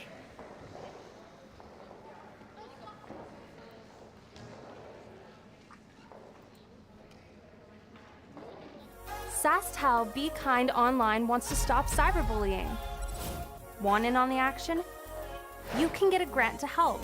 We award up to $1,000 for youth initiatives that help spread kindness and prevent bullying. It's easy. SaskTel has already given away tens of thousands of dollars. There have been lots of great ideas, including kids giving cookies to others, a group set up to welcome newcomers to their school, random acts of kindness, and so much more. The ideas and opportunities are endless. What great idea do you have to help stop bullying? SaskTel can help. Go to BeKindOnline.com and apply for a grant today. Together, we can make a difference.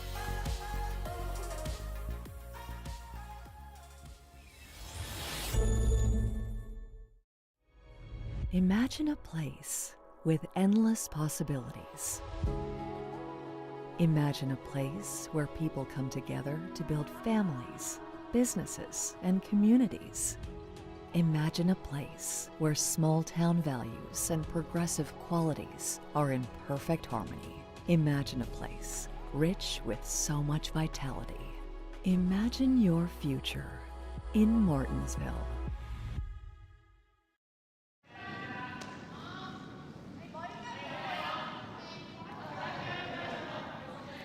Welcome back to Martensville.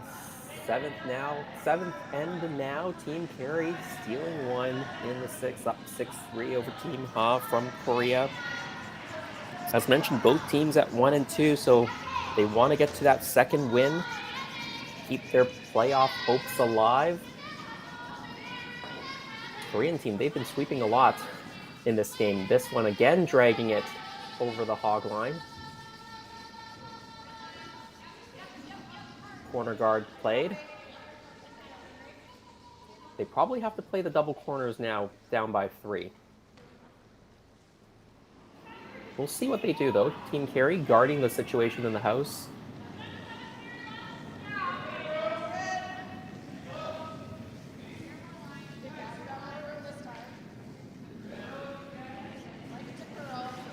Could even go into the top of the rings. If you're just joining us, my name is Jason Chang. With me, Professor Sussman, bringing you the action from the ice to your device. If you're staying up late with us, especially if you're in the east coast of Canada or United States, thanks for joining us.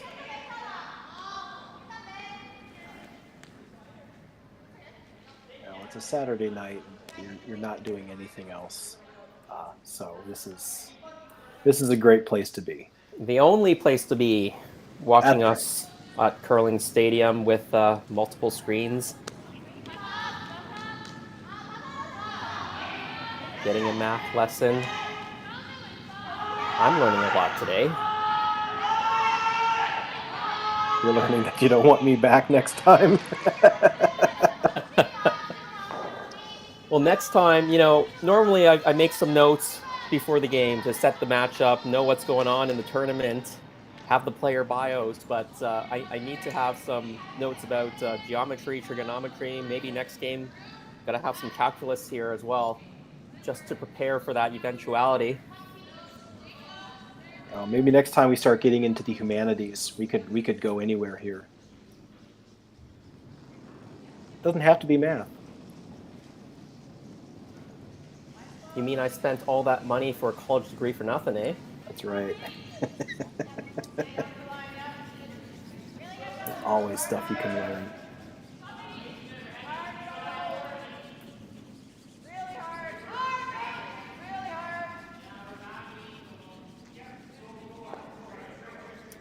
Well, third rock being put into the rings for Team Carey. They don't want too many guards now with the 3-point lead. Team Ha made a nice draw around their corner guard. I thought they might play a second corner guard, but they decided to go in.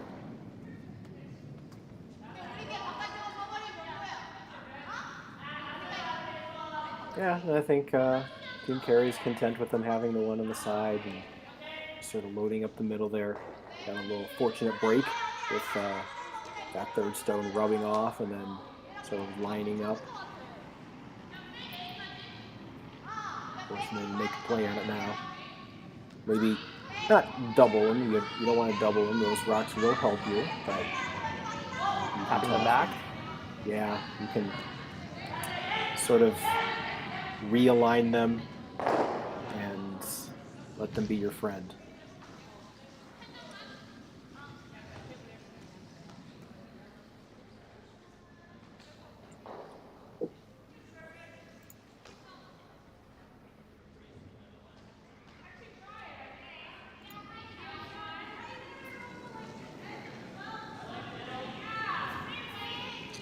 This is our final match of the night, or the final draw of the night. We do have 4 more preliminary round draws tomorrow, Sunday, 9 a.m., 12:30 p.m., 5 p.m., and 8:30 p.m. That's all Saskatchewan time. If you're working off the Eastern time zone, add 2 hours to that. If you're somewhere in another part of the world, Google is a good option. And then we have championship Monday, quarterfinals, semifinals, and then the championship finals. That's 9 a.m., 12:30, and 4 p.m. Saskatchewan time. And I I think we're going to see some big crowds out tomorrow and Monday, all day Monday here in Canada. We saw some pretty big crowds behind the glass during the earlier evening draw, getting a little bit later now, so crowd thinning out, but a lot of fans still sticking around. If you're watching us on the online stream, thanks very much for tuning in. We love bringing you the action here at Curling Stadium, where you can watch every game, every sheet of this tournament. And of course, it's not the only Curling Stadium tournament. We were in Leduc, Alberta last week for the Alberta series. There'll be more events coming up.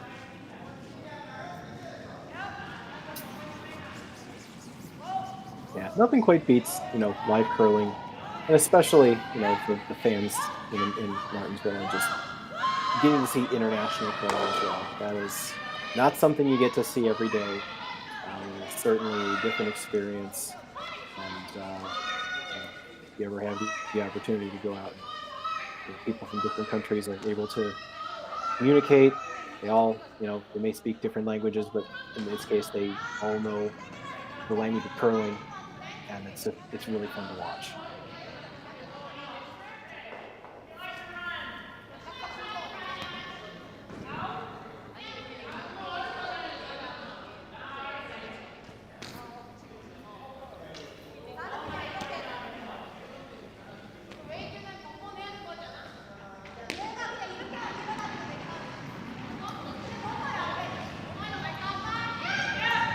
Well, Team Carey, they've got 3 rocks stacked up in the middle of the rings.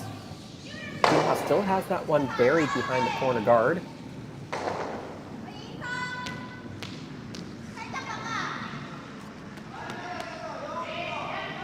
Yeah, I think Chelsea will be quite pleased if this ends up just being a 2-ender, and that's with all those reds there. Again, that might be a few too many for them to have, because that can certainly, you can jiggle those around. But they do need to make this. They need to make sure that this doesn't overcurl on them.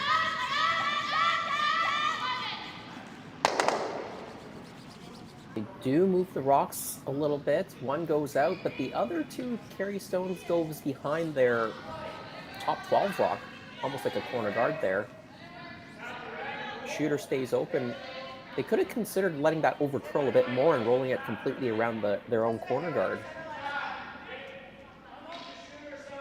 Yeah, it's kind of an in-between spot now. In fact, there's potentially a double there. I think they're just going to be, instead of trying to take that on, just get the one open one, and again, just make sure they don't score 3.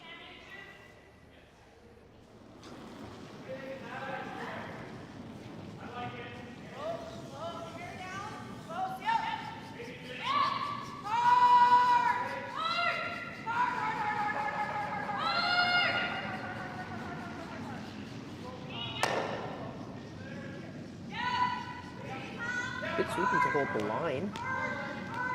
I think they were trying to stick right there, maybe even roll a little bit towards the middle, try to sit 3 again.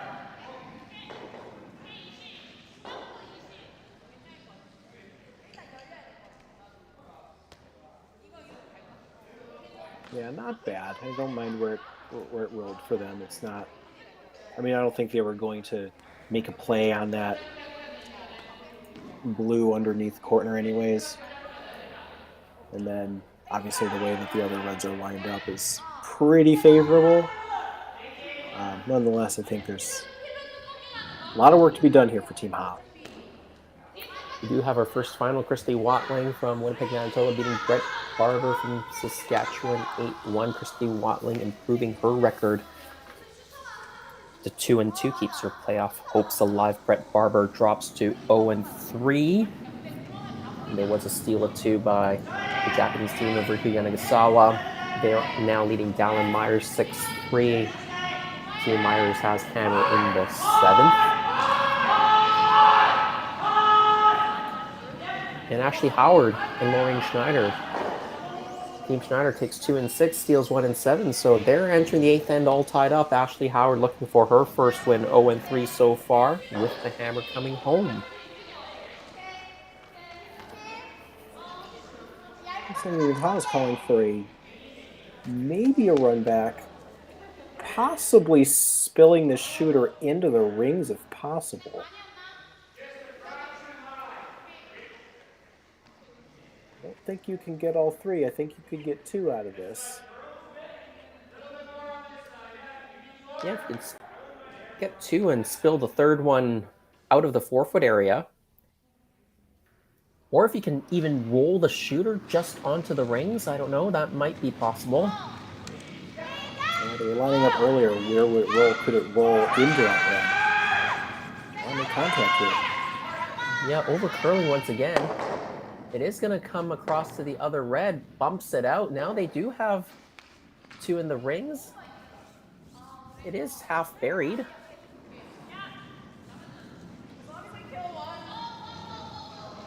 That might have been one of the reasons they chose that shot, because they knew if it over curled, it was going to go into a good spot.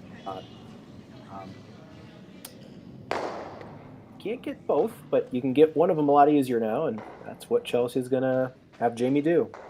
Yeah, if I were the skip, I'd certainly take credit for that good call. I mean, the team has been over curling when they miss those hits, so.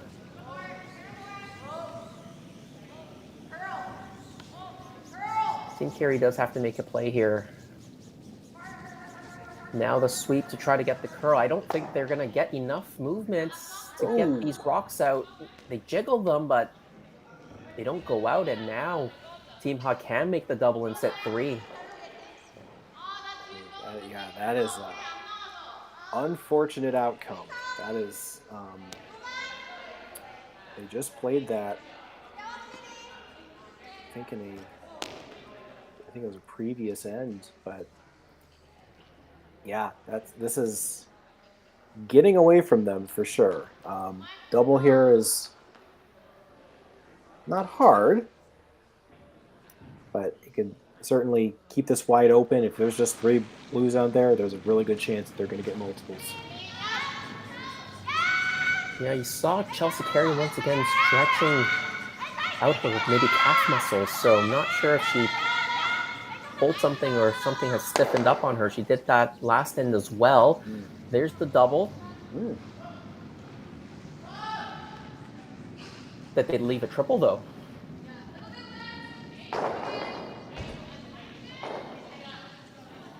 Well, it's a good question.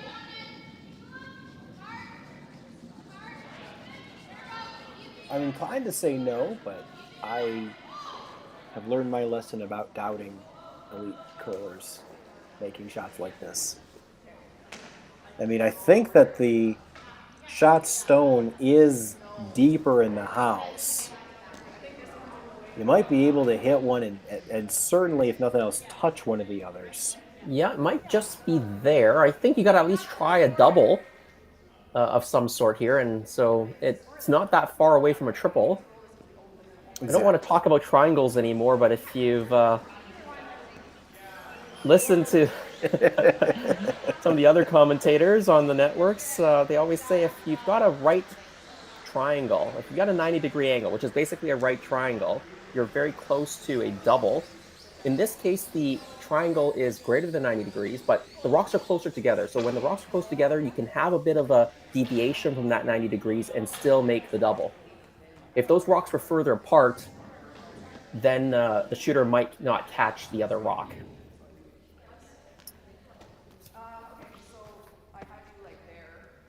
Yeah, that is an obtuse angle, if I were to say so myself. I was trying to come up with the word and I couldn't, so thank you, Professor Sussman. I am your pupil tonight for sure. How do I sign up for your class? All the math nerds are rising up in the chat.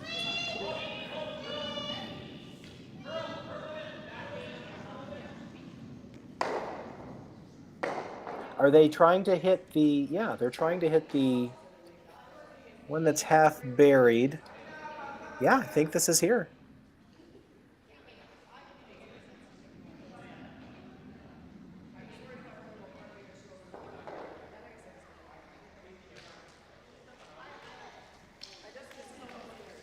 Or is it? Chelsea heading back down the other way. I think if you hit half a stone, you're close. But again, this angle is greater than 90 degrees, quite a bit bigger than 90 degrees. It's the closeness of the rocks, I think, that makes the triple possible. Now maybe looking at just playing a hit and roll to limit the damage.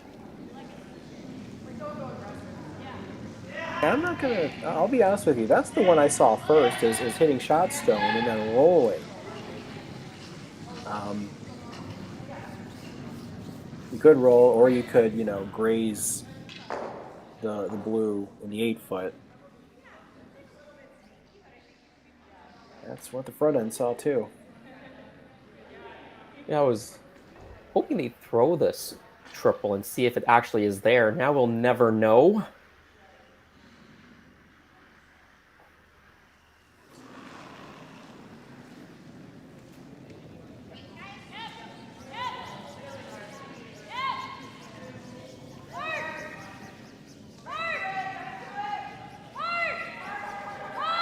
Not rolling the right way here. And this really benefits Team Ha because they can make a nose hit now and there'll be very difficult doubles and probably no triple available. Yeah, this is looking like a 3 for sure. Just an open hit, stay right there. You can't roll at all. And Chelsea is even taking on the double is very risky too, because then you could give up 4. This has suddenly changed.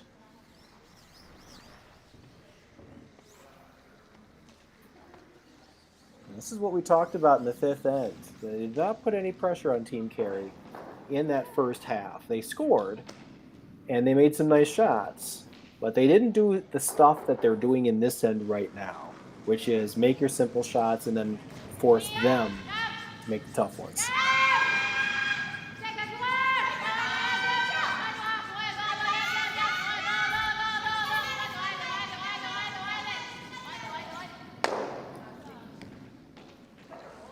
That's a good shot right there. Yep. Well, I think for Team Carey now, pretty much resigned to giving up 3. You need a mistake now, a hidden rollout from your opponents to hold the opponents to 2. Would you try to maybe roll a little bit to the left-hand side? Just change up where this hit is and maybe make the rollout a little bit closer on the board side. Roll it maybe even to the 12-foot. It's not an awful idea for the reason being, if you just hit this nose, then you're giving a nose hit back and conceding the 3. If you roll out, sure, they've got an open draw, but it's a different type of shot. But even still, giving up 3, you're tied with hammer. That's, in any curling situation, a favorable option. So just make a shot that you're comfortable with.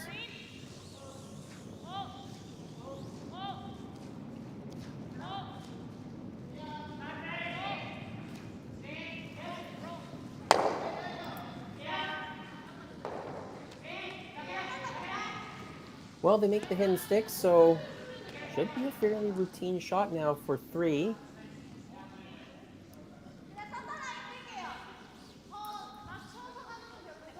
Yeah, really good situation because you can hit and you have a lot of real estate to roll to as well, either way. But You've got either turn as well, so the team cleaning the path to make sure that it's not going to grab or pick on any debris.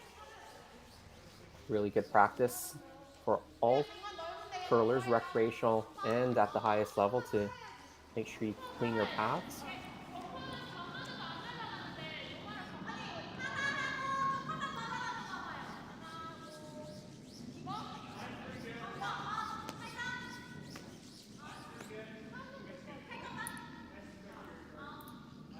looks like a nice little quiet weight, just enough to get it out of there. And this will definitely change the tone. This will certainly have been the best end they've played. Here we go, final stone. Seventh end, chance to tie this game up at 6 and go to 8.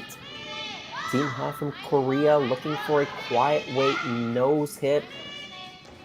Looks pretty good now. They're just cleaning it in. It is 3 points. Here we go. We're going to go to the 8th. Class will resume in a couple of minutes, and it's a tie game, 6-6.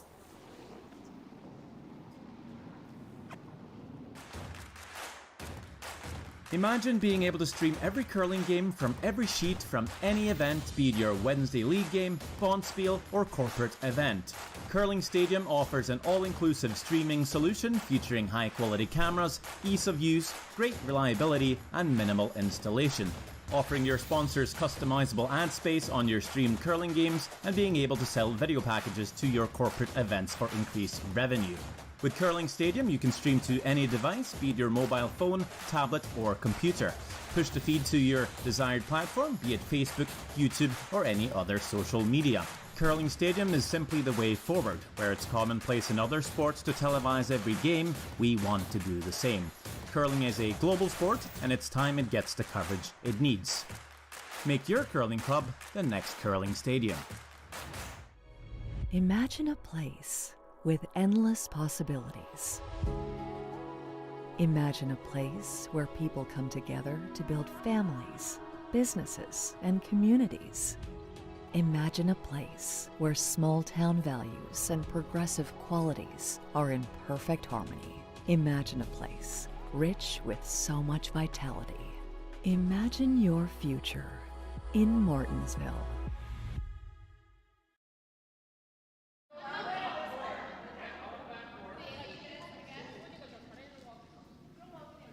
Welcome back to Curling Stadium, Martensville. We are in a nail-biter here, 6-6 tie going into the last end.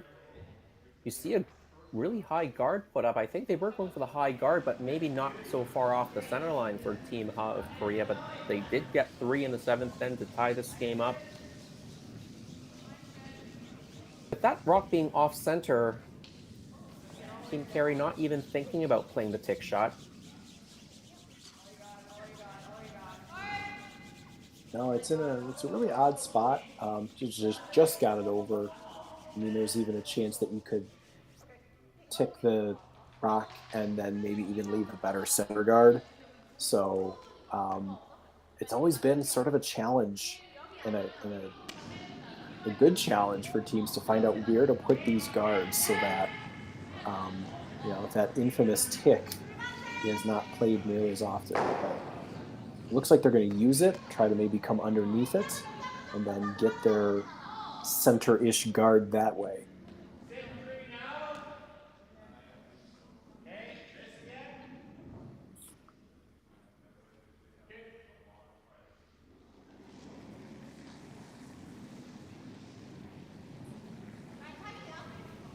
So they want this to be a guard, a tighter one, behind their first guard.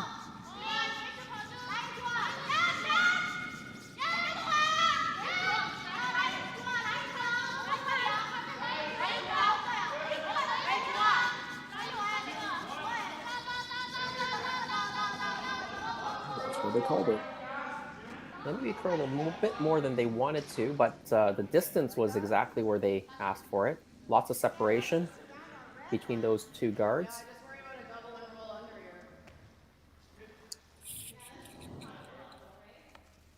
Of course, both in this free guard zone, so you can't hit the guards yet.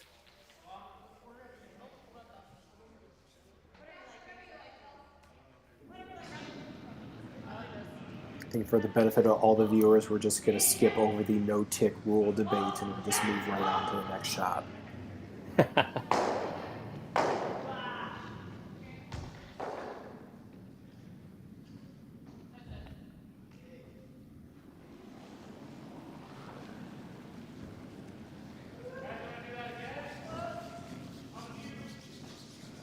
I don't mind the tick, Matt. As long as an opponent doesn't make it against me, I'm good with the ticks being allowed.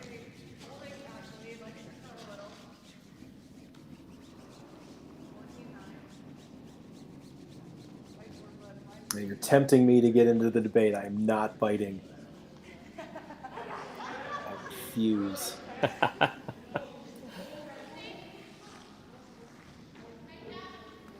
Well, that's the shot that Chelsea Carey was calling, that draw around this kind of corner guard situation. Call it off center. It's still guarding the 4-foot line, so make it sound a little bit better for them. Yeah, you're right. I mean, that now they're forced to make a play on it. This is their chance to try to get a rock in a good spot. I would assume after that appeal comes next, and then they try to open things up a little bit. But right now here, yeah, you've got to try to find a way to get a rock in a spot that is putting a little bit of pressure.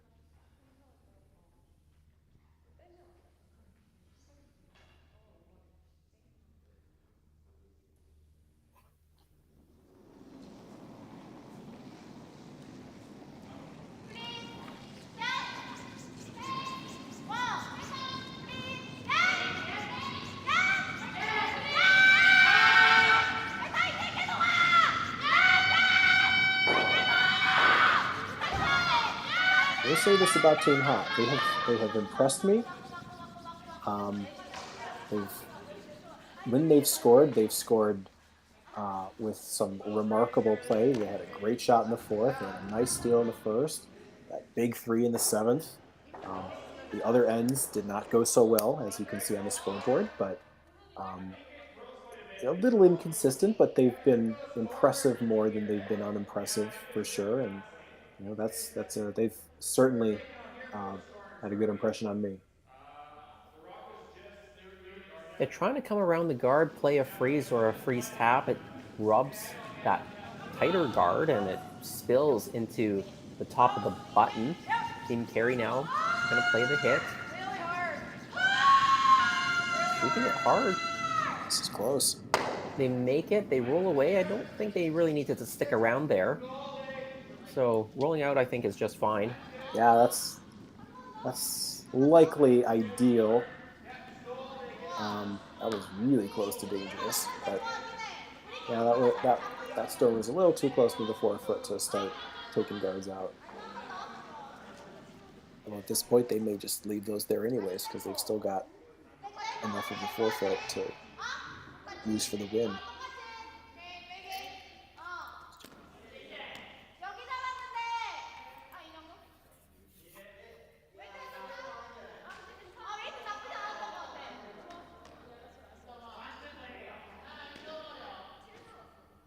A chance here at this sort of bump or a little freeze.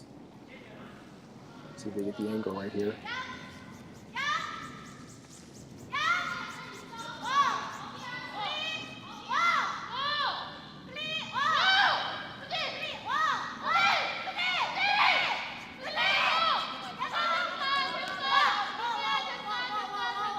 Carving it in.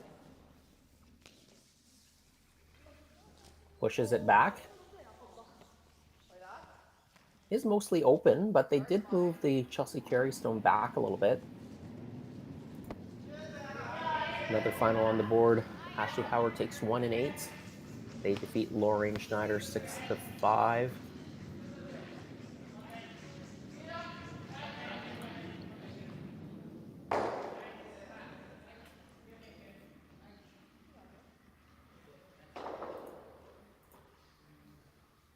Ignoring all the guards and just going right for what appears to be shot stone.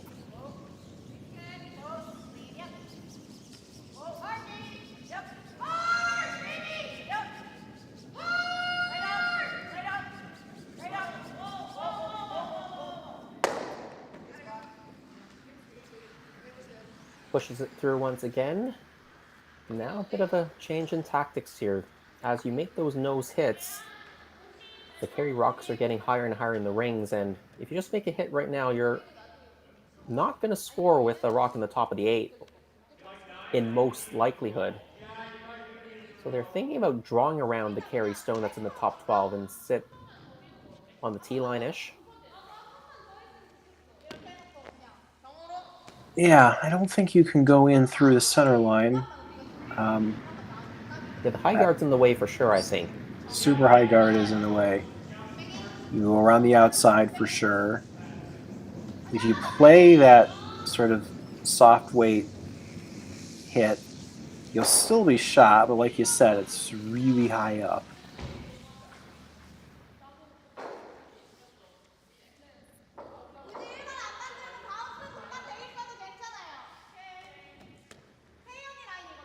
You can still push the redstone back.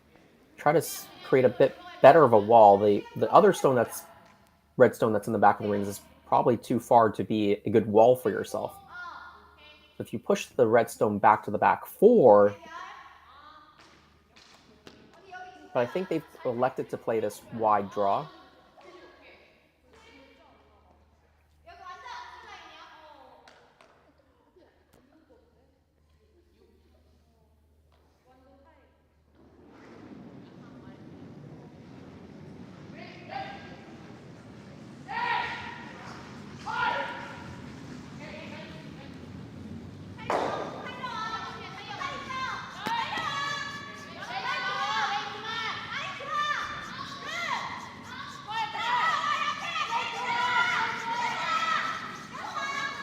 I think it's pretty wide out there, and I'm not sure they really know the speed. Comes up well short of the rings.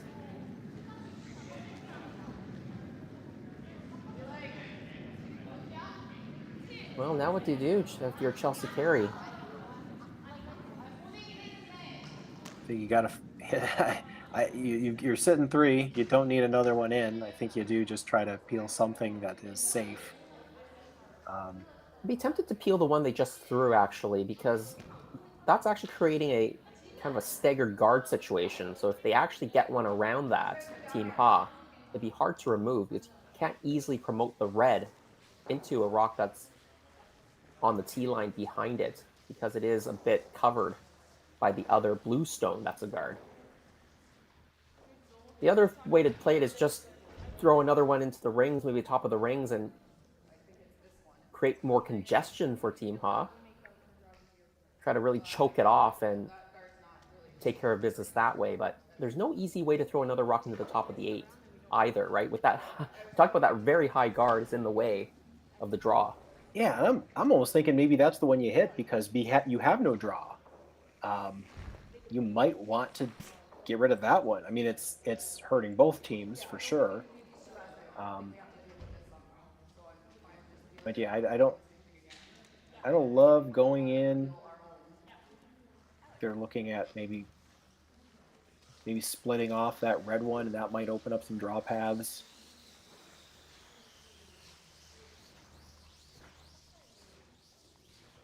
In the language of curling, trying to interpret it just by where people are moving their brooms. But yeah, straight peel is probably the way to go here. You're doing really well. You're in a good position. You don't want to make it worse. You don't want to give them another rock to stick to in the house. I think that peel's the right decision here. Yeah, and if you think about what Team Ha was trying to do, they were trying to go around that red stone, and if you left this guard here, they would go around again, this time around the blue and the red, right? So one way to think about it is just what the opponents will do. This rock will not roll completely out. It rolls towards the middle. I don't think that's good for Team Carey because they might have had a raise on that redstone that's in the house top 8 on the right-hand side, kind of an inside-out tap if they needed to. Now that shot is kind of taken away. Yeah, I don't think that was the call at all. They still have the wide draw. And on their last shot, they were light, but they clearly had the line. So, boy, if they can get around that, then Chelsea's probably looking at running her own back in. But there's not a lot of space to do that. Yeah, this is it's getting uncomfortable for sure. Yeah, same thrower as well here in Kim. So she should have a better feel of the speed, and the sweepers will have a better feel of the speed as well because they didn't really know on the last shot either because they didn't start sweeping it until quite late. Yeah, good chance to get a second opportunity here. This is also really wide out there. I think they've gone even wider than the first one, so... Yeah, they're on the other sheet already.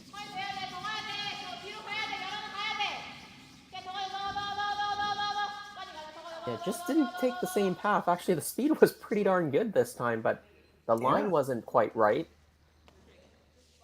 Yeah, I'm surprised at that line. That don't know Well, now why. I think you have to play the tap. You've got too many rocks in the front to peel at this point, so I think you either tap that red stone or draw in yourself that same way that the Korean team was trying. Chelsea's also thinking about hitting and rolling in. I think the problem with the hit and roll is you might end up behind the tee line.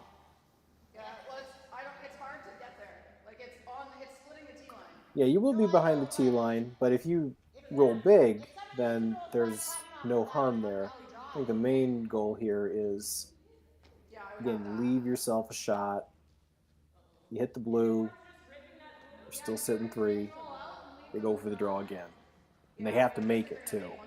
And they haven't figured that line out quite yet.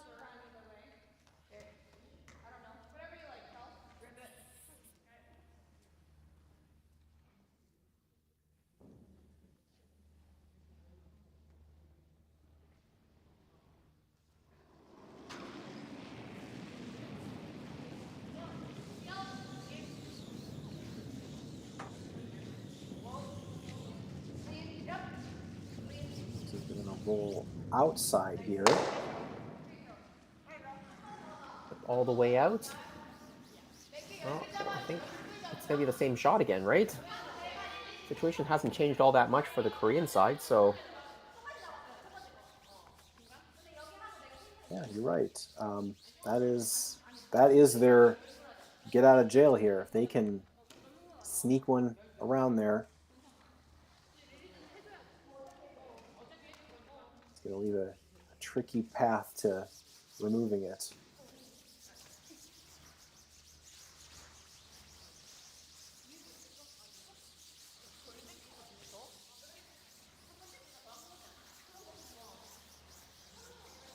Cleaning the path again. It's possible a little bit of frost might be creeping in as well. Don't know exactly what the conditions are like on the ice, but it is warm in Saskatchewan, I hear, and with some of the other sheets off the ice, you also might see the sheets tightening up a little bit and slowing down, so just keeping it clean, always a good idea. Well, first skip stone here in the 8th end, 6-6 tie. Seung-Young Ha trying to play that same draw that they just tried for the last 2 stones. Keeper's not on this one yet. Maybe a bit heavier than the last ones. Still not curling back in, so maybe she's also gotten this out a little bit too wide.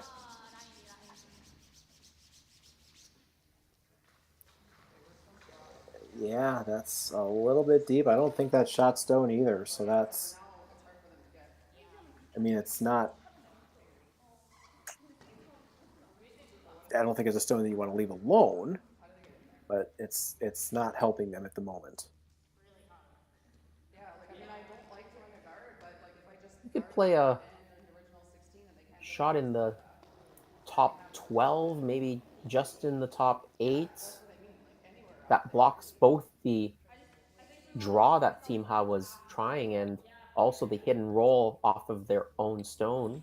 Team Ha could hit and roll in off their own back blue if they needed to. So if you just go edge to edge with that blue stone, that could take both largely away. Almost make like a letter V, which is not a shape really, it's a letter, but you know, you just, yeah, if you could certainly do that to take away every single shot, every likely way to get in for shots. That is certainly an option. I'm going to tell you, Professor Sussman, that I did pass grade 1, so I do know my letters and my ABCs.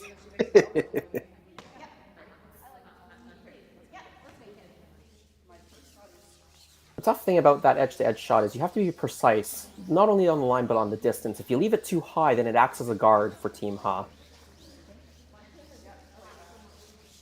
So maybe it's the perfect shot if you can just go down and plunk it there, but it is not easy to execute. If you're a little bit deep and wide, then you give Team Ha an opportunity to hit and roll in and be really good. So I think you'd be tempted to also just hit the blue one. I mean this will be their fourth attempt at getting the draw, and Team Ha will have to find a way to get around. But they were close on the first, they were wide in the second, wide in the third, and they don't know that line in quite yet. You'd hate to give them an opportunity, but you're right. They haven't been particularly close on the 3 attempts, but you hate to give the team the same shot the fourth time.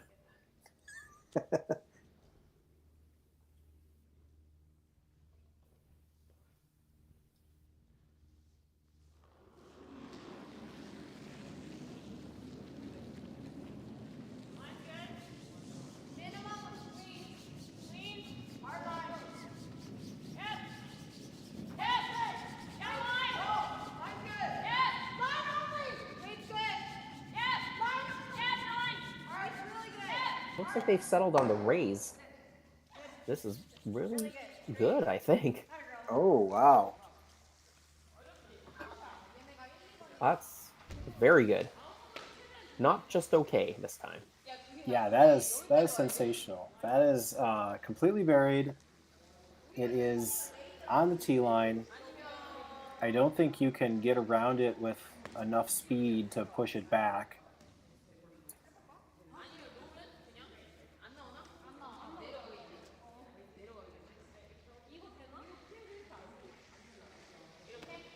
Don't know what that leaves him at all. Yeah, and as we discussed, the Team Ha Rock, the one they have in the rings, is not even second shot right now. So you can't just run something in and get that red stone out and be shot stone. The Team Carey Rock in the top of the 8-foot is second shot.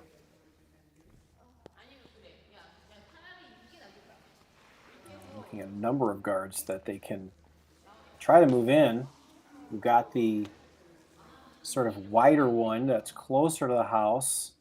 I think they're looking to see if they can drive it back and make contact with the red. But like you said, if they spill everything, then the red at the 11 o'clock position is your scoring points.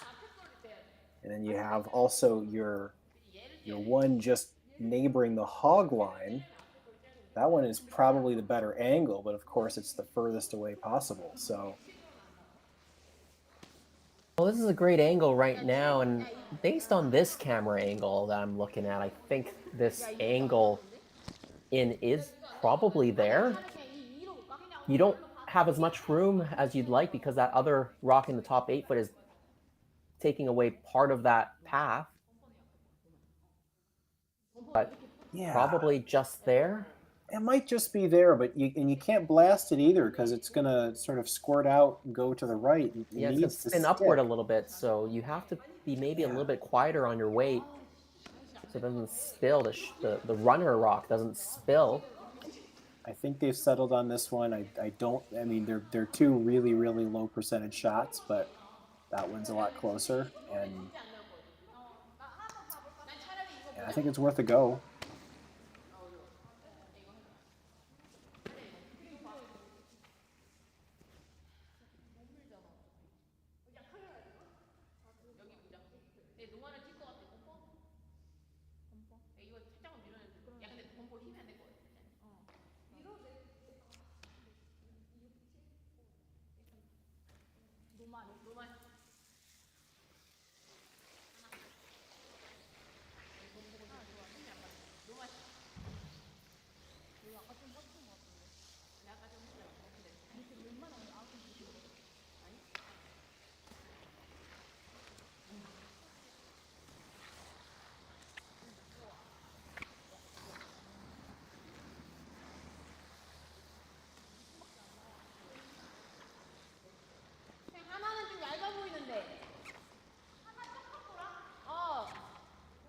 Almost, I would say it's like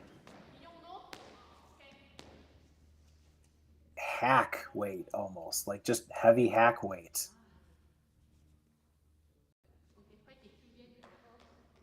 Not easy to call, not easy to throw. Team Ha tie game 6-6 without Hammer. They need to make a very difficult angle run, stick the runner to have a chance at winning the game. This rock is already over curling. He'll over curl, drives it by. It will be handshakes. Great match, tight affair, back and forth, but Team Carey, they hang on for the win. They don't need to throw the last one. 7-6 win. Actually, it's an 8-6 win officially because they were sitting 2. Improves Team Carey's record to 2-2. Drops Team Ha down to 1-3. Matt, exciting game. What did you think about it? Yeah, I was extremely entertained. I'm glad that they were able to, Team Ha was able to rebound from some mistakes, come back, score a big 3 in the 7th, and get some chaos going in the 8th to try to find a place to hide. And they did that, but unfortunately they couldn't sink that draw. And then obviously Chelsea shutting the door with a really nice promote. And that was quite an entertaining one. That's all you can ask for. Well, congratulations to Team Carey and Jamie Sinclair as well on the ice back in Canada. Well, on behalf of Professor Sussman and the entire Curling Stadium University crew, I'm student number 90036. Joining us again tomorrow morning, continuing coverage of Curling Stadium Martensville, 9 a.m. Saskatchewan time. See you Sunday. Saskatchewan, you know SaskTel because we're everywhere. Because being everywhere keeps us connected to you. You are what matters most. With SaskTel sponsorships, we get to be a part of your community. From the dance competitions, to the rodeos, to helping discover and embrace technology across the province. We're here with you, and we're here for you. It's easy to get started. All you need to do is apply. Every year, SaskTel contributes nearly $3 million to approximately 1,000 nonprofits, charities, associations, and events in more than 200 communities across Saskatchewan. So keep dancing, keep laughing, keep discovering, and we'll be there to help, to lend a hand, and join in the fun. SaskTel cares. Always has, always will, because we are dedicated to our home. To apply for sponsorship, visit sastel.com/sponsorships.